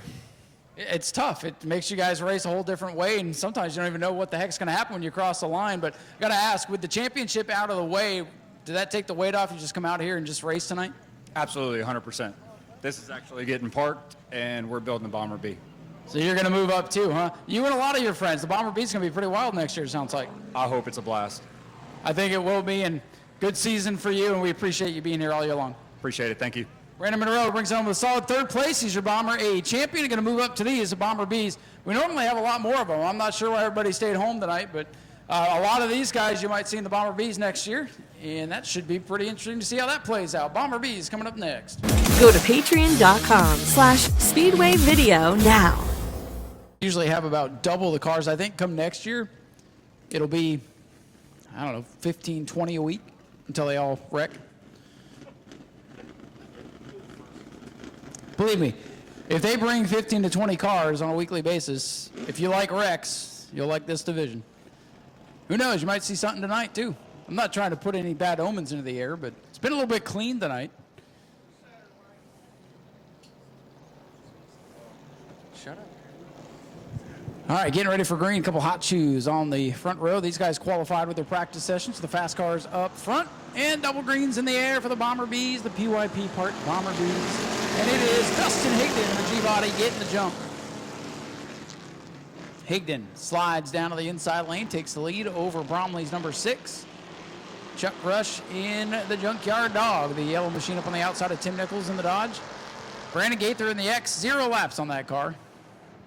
See what he can do. Oh, Higdon did not get in turn 3 very well, and Bromley in the 4, Crown Vic, takes the top spot.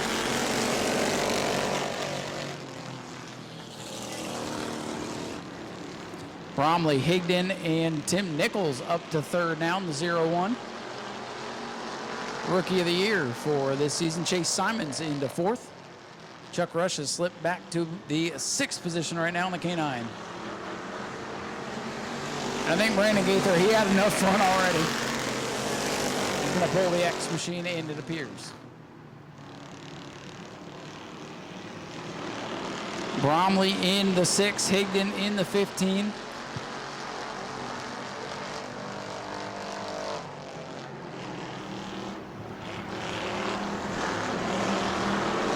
Bromley leads it, Higdon in second, the battle for third. Here comes the Mallet. Chase Simons up on the outside. Chevy versus Dodge going into turn number 1. That's another fun thing about these Bomber divisions. You can actually tell what the heck the cars are. Putting the stock back in stock car racing. In appearance, anyways. It's the 6 of Bromley leads it. Higdon in second, Simons up to third.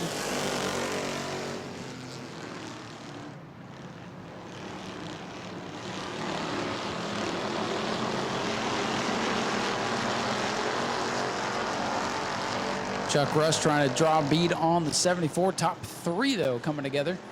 Off at turn number 4. 5 laps in the books for the Bomber Bs.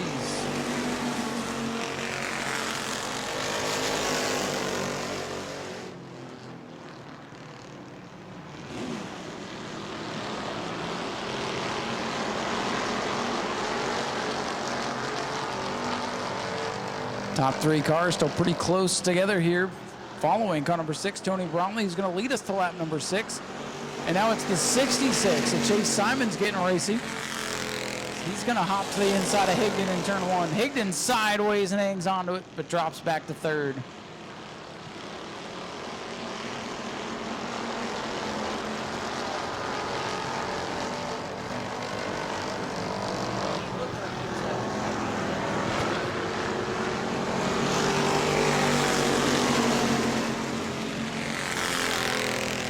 Whoa, almost contact here on the main straightaway. Chuck Rush and Leroy Racer almost come together in the battle of the Fords back there.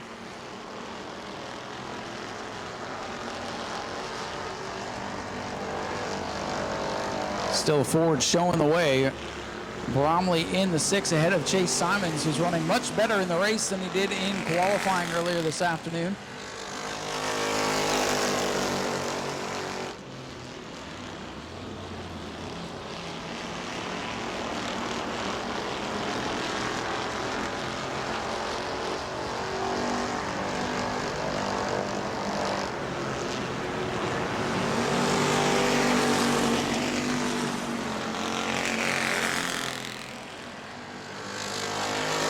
Chase Simons in the 66 has chased down the 6 of Tony Bromley.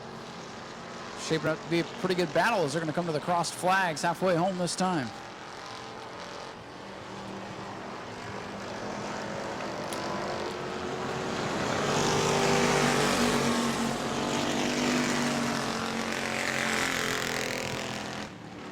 Bromley still showing the way. He let Chase Simons pretty much get to his back bumper. Now he's pulling away again.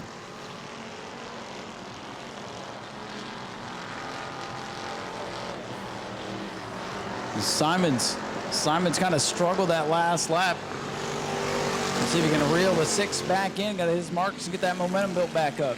Chuck Rush and Leroy Racer still battling for position here at the back.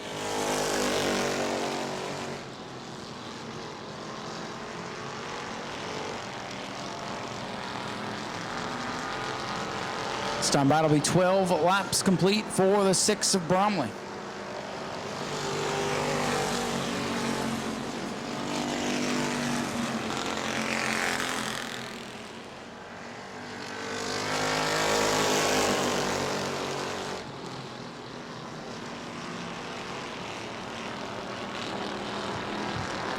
Bromley again pulling away at the front of the field. Chase Simons got some good laps in, pulled to the bumper of the 6, but since then has not been able to keep the pace.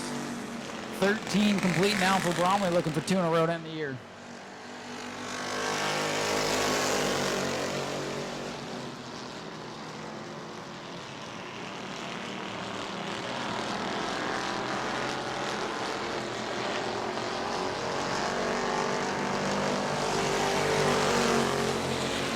Another lap in the books, closing in on the end of this one. Already just 6 to go for the 6 of Bromley.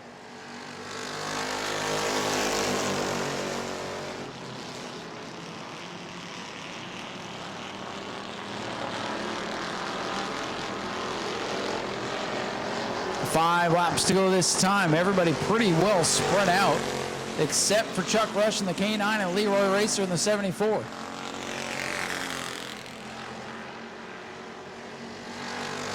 Chuck Rush with a run here down the front straightaway. Does not want to finish in the 6th spot. Wants to try to take 5th away. Yellow versus orange in 1 and 2.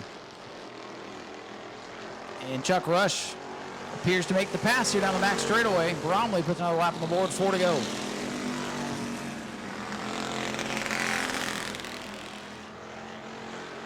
Smoke out of the 66 of Simons.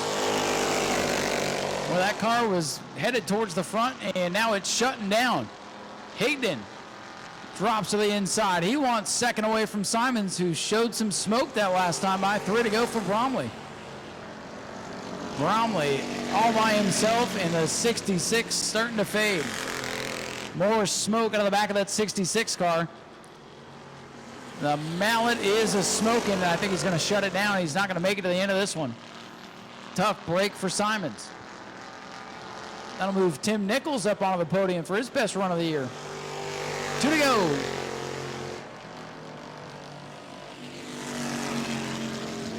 Inside of 2 laps to go. Simons gets to the apron of the racetrack.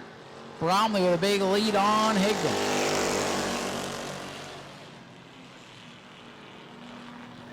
White flag is set to fly.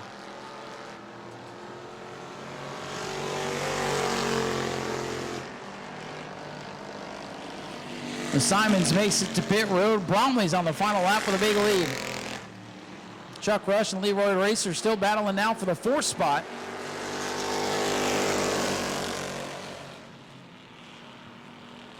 And coming off turn number 4, 2nd win in a row. Double checkers up for Tony Bromley in the 6 as he almost spins it out.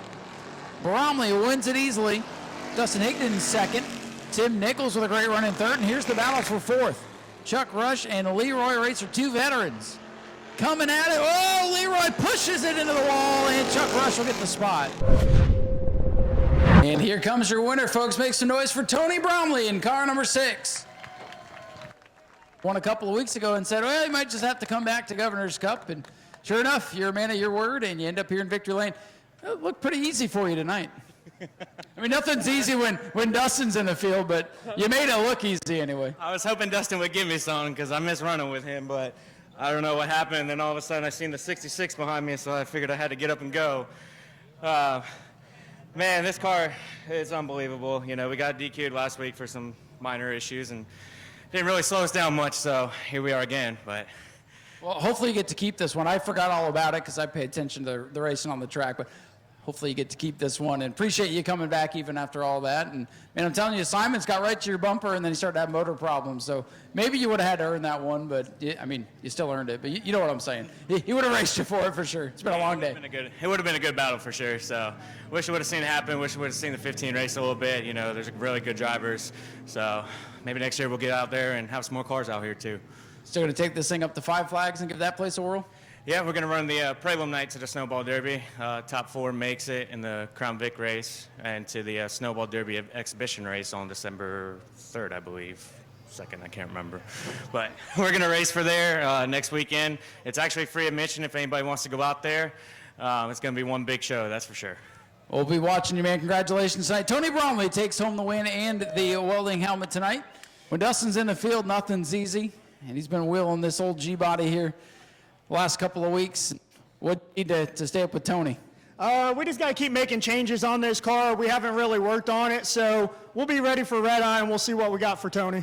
You're a busy man. You're helping a lot of these Bomber guys, Bomber A and Bomber Bs. I don't know how you have time to work on any of your own stuff these days. We really don't got time to work on it, but Bomber A's was a blast tonight, even though I broke out on the last lap, and driving this with no breakout rule, that's a blast too.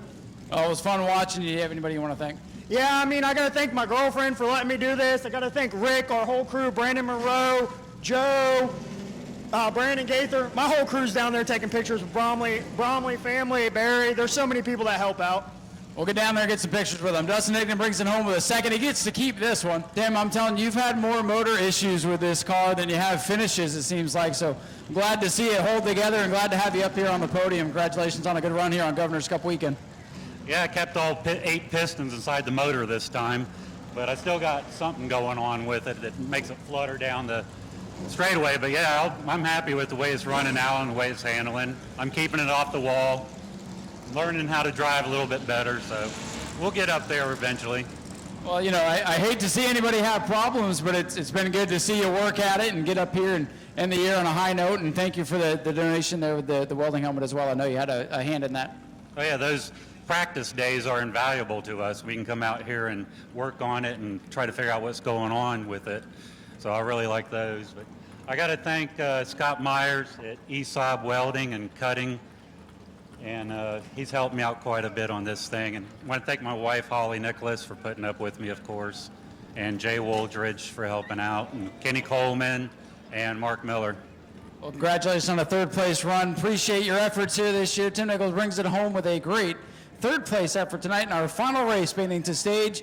And if people don't fall through the roof of their Bomber Bs, we'll be racing here in just a few minutes. You found a rusty spot. Go to patreon.com/Speedway video now. We'll be out of here by 11 o'clock.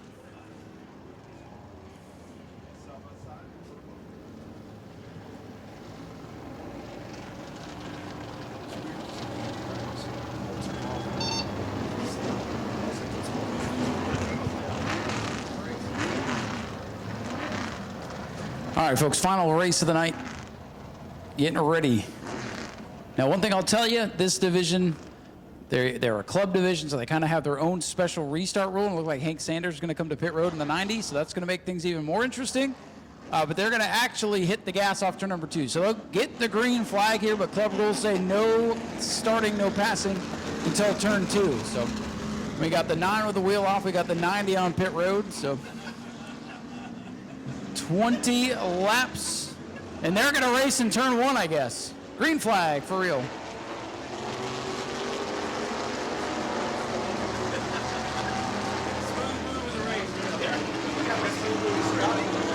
This is the 91 machine, Brian Velotty to the lead. And Art, I see Art is with the 9, so that is Brian behind the wheel.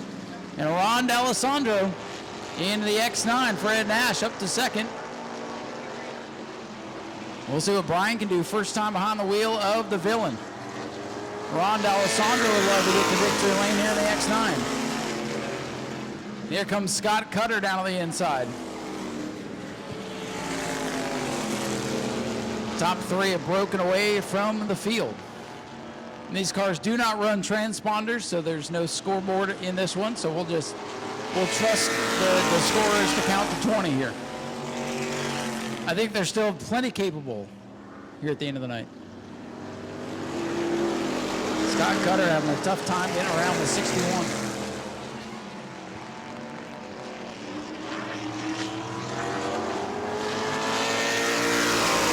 Brian Dewan, the 91, is showing the way over to Sparks as he goes in the corner. Here comes Ron D'Alessandro in the X9. Ron with a pretty fast race car. Two really good ones here, duking it out for the top spot. Ron gets sideways off the corner but hangs onto it. Boy, if you think this is going to be a follow the leader vintage parade, you were wrong. The 91 and X9 going at it. Problem is they're to catch the tail end of the field here, and that's going to get pretty interesting.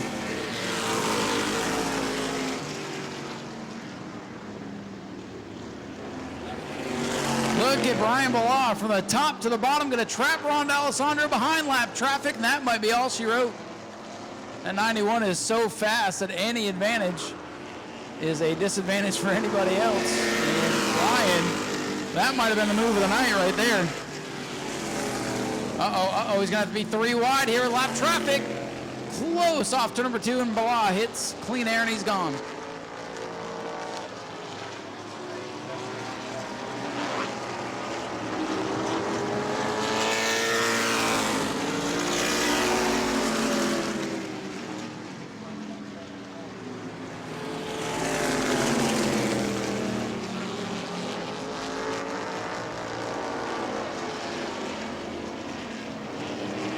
Ron D'Alessandro back up on the wheel, trying to reel in this 91. And finally, Scott Cutter able to get to the inside of the 61 for 4th here. 3rd is the 44, Toby Smith, I believe.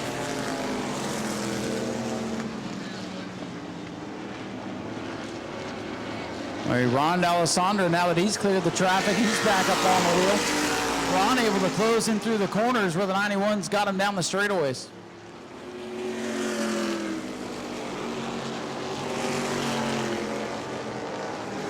Ron D'Alessandro with a big run down the back straightaway that time. He's within 2 car lengths. Make it 1 car length. Good battle up front between the 91 and the X9.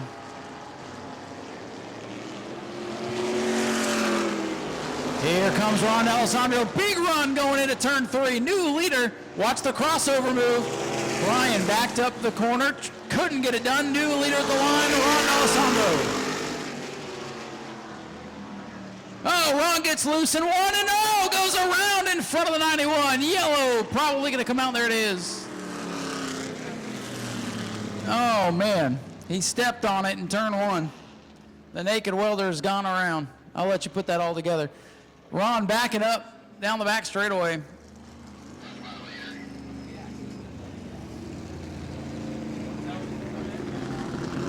So Ron backs it into the gap over there, and the good news is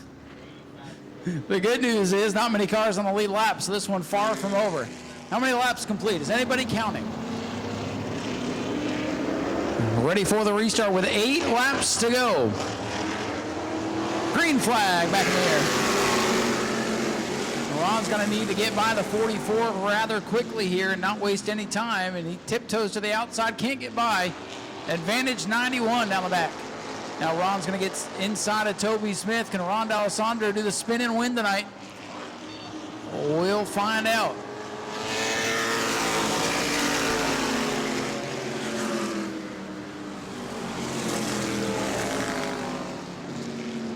Advantage to the 91 down the back straightaway, but that X9 getting wound back up and closing back in.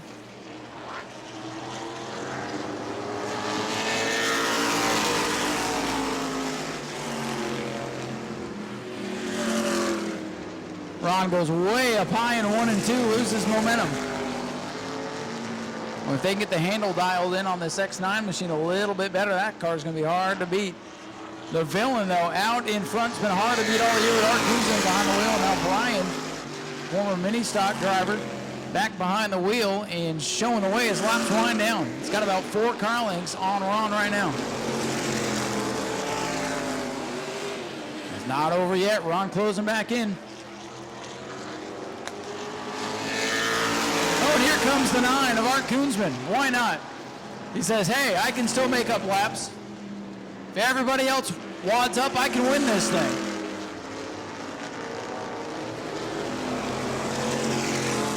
And here come the leaders. They've caught the possum. What is going on here? Blocking down the main straightaway by the 9. And Ron D'Alessandro is there as the laps wind down. Well, that got hairy for the leaders there. Ron D'Alessandro drawing a bead back on the 91 with 2 laps to go. 2 laps to go. Lap traffic ahead. Scott Forbes running up in the 3rd groove. They should fly by him, and a lap and a half left. Can Ron find a way around the 91? He did it once and then spun out. White flag set to fly. There is traffic ahead. Here we go. The Villain versus the Welder. Ron way up high, trying to make it roll on the top. Couldn't get it done. Lap traffic. Let's see what happens here. Ron goes high around the lap cars. Look at this. What a move by Ron D'Alessandro. Can he come to the checkers? Here they come. To the line. Owens in the 91. Ron D'Alessandro comes home 2nd. Toby Smith is 3rd. And after that, I have no clue.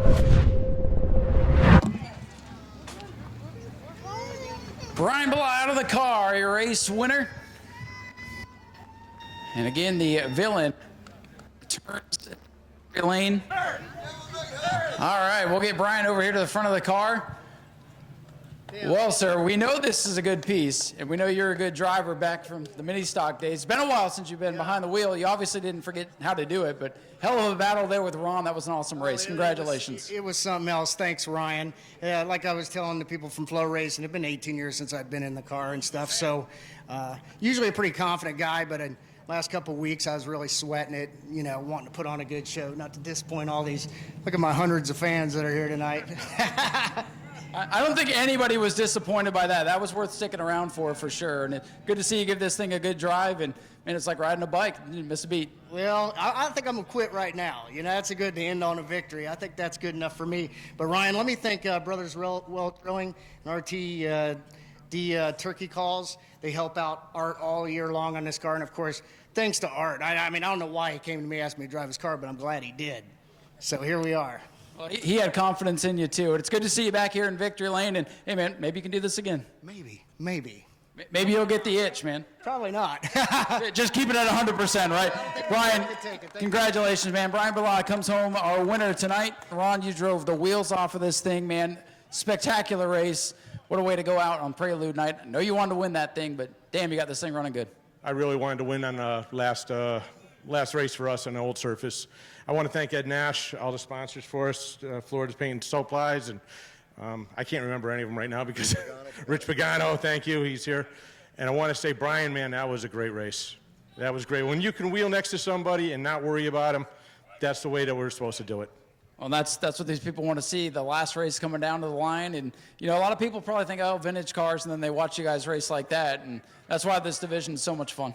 We run them hard. We run, and you can see, you're going to see we're down in probably high 18 seconds. That 9 is no slouch. This is an immaculate car. Toby Smith obviously has got hundreds of wins here. Our Koonsman, very fast. We have some serious horsepower in these cars, and they're real race cars. Yeah, they look old, but they're real race cars. It's got to be fun to come put these old machines to the test. And I'm telling you, man, you got to lead, and you know you got to drive hard to beat that Villain machine. So to see you out front and those spectacular moves, thanks for making a good show tonight. Thank you, guys. I want to thank the Hearts. I want to thank Speedway Video, Ryan, yourself, Racing with Ryan. We'll see you guys at Red Eye. Ron, congratulations on a great run. Next time out, I bet this car's one spot better. Congratulations, guys. Great job tonight. To be even close to the Villain is a win in and of itself. And Toby Smith brings it home with a great run.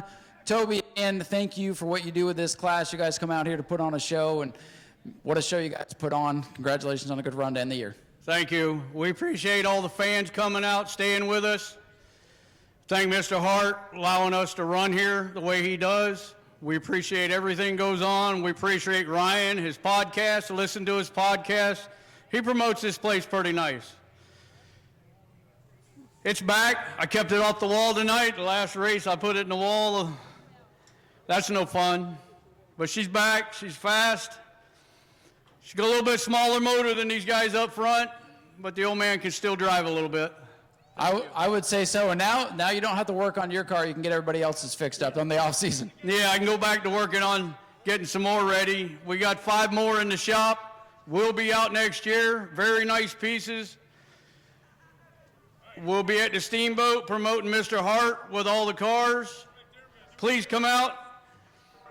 Thanks, Mr. Hart, for everything he does for us.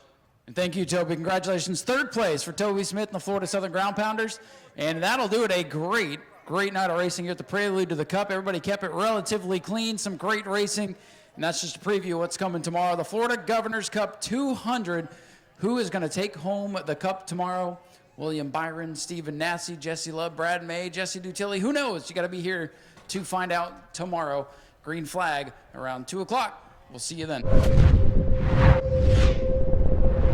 You know, our goal is to give the customer what they want, when they want it, at the price they want to pay, and then follow it up with just the absolute best customer service. You can find the same part at 100 different places, but if you find it for less, we're going to match it, and we're going to guarantee it. We're going to ship the product same day. We are all about the customer, period.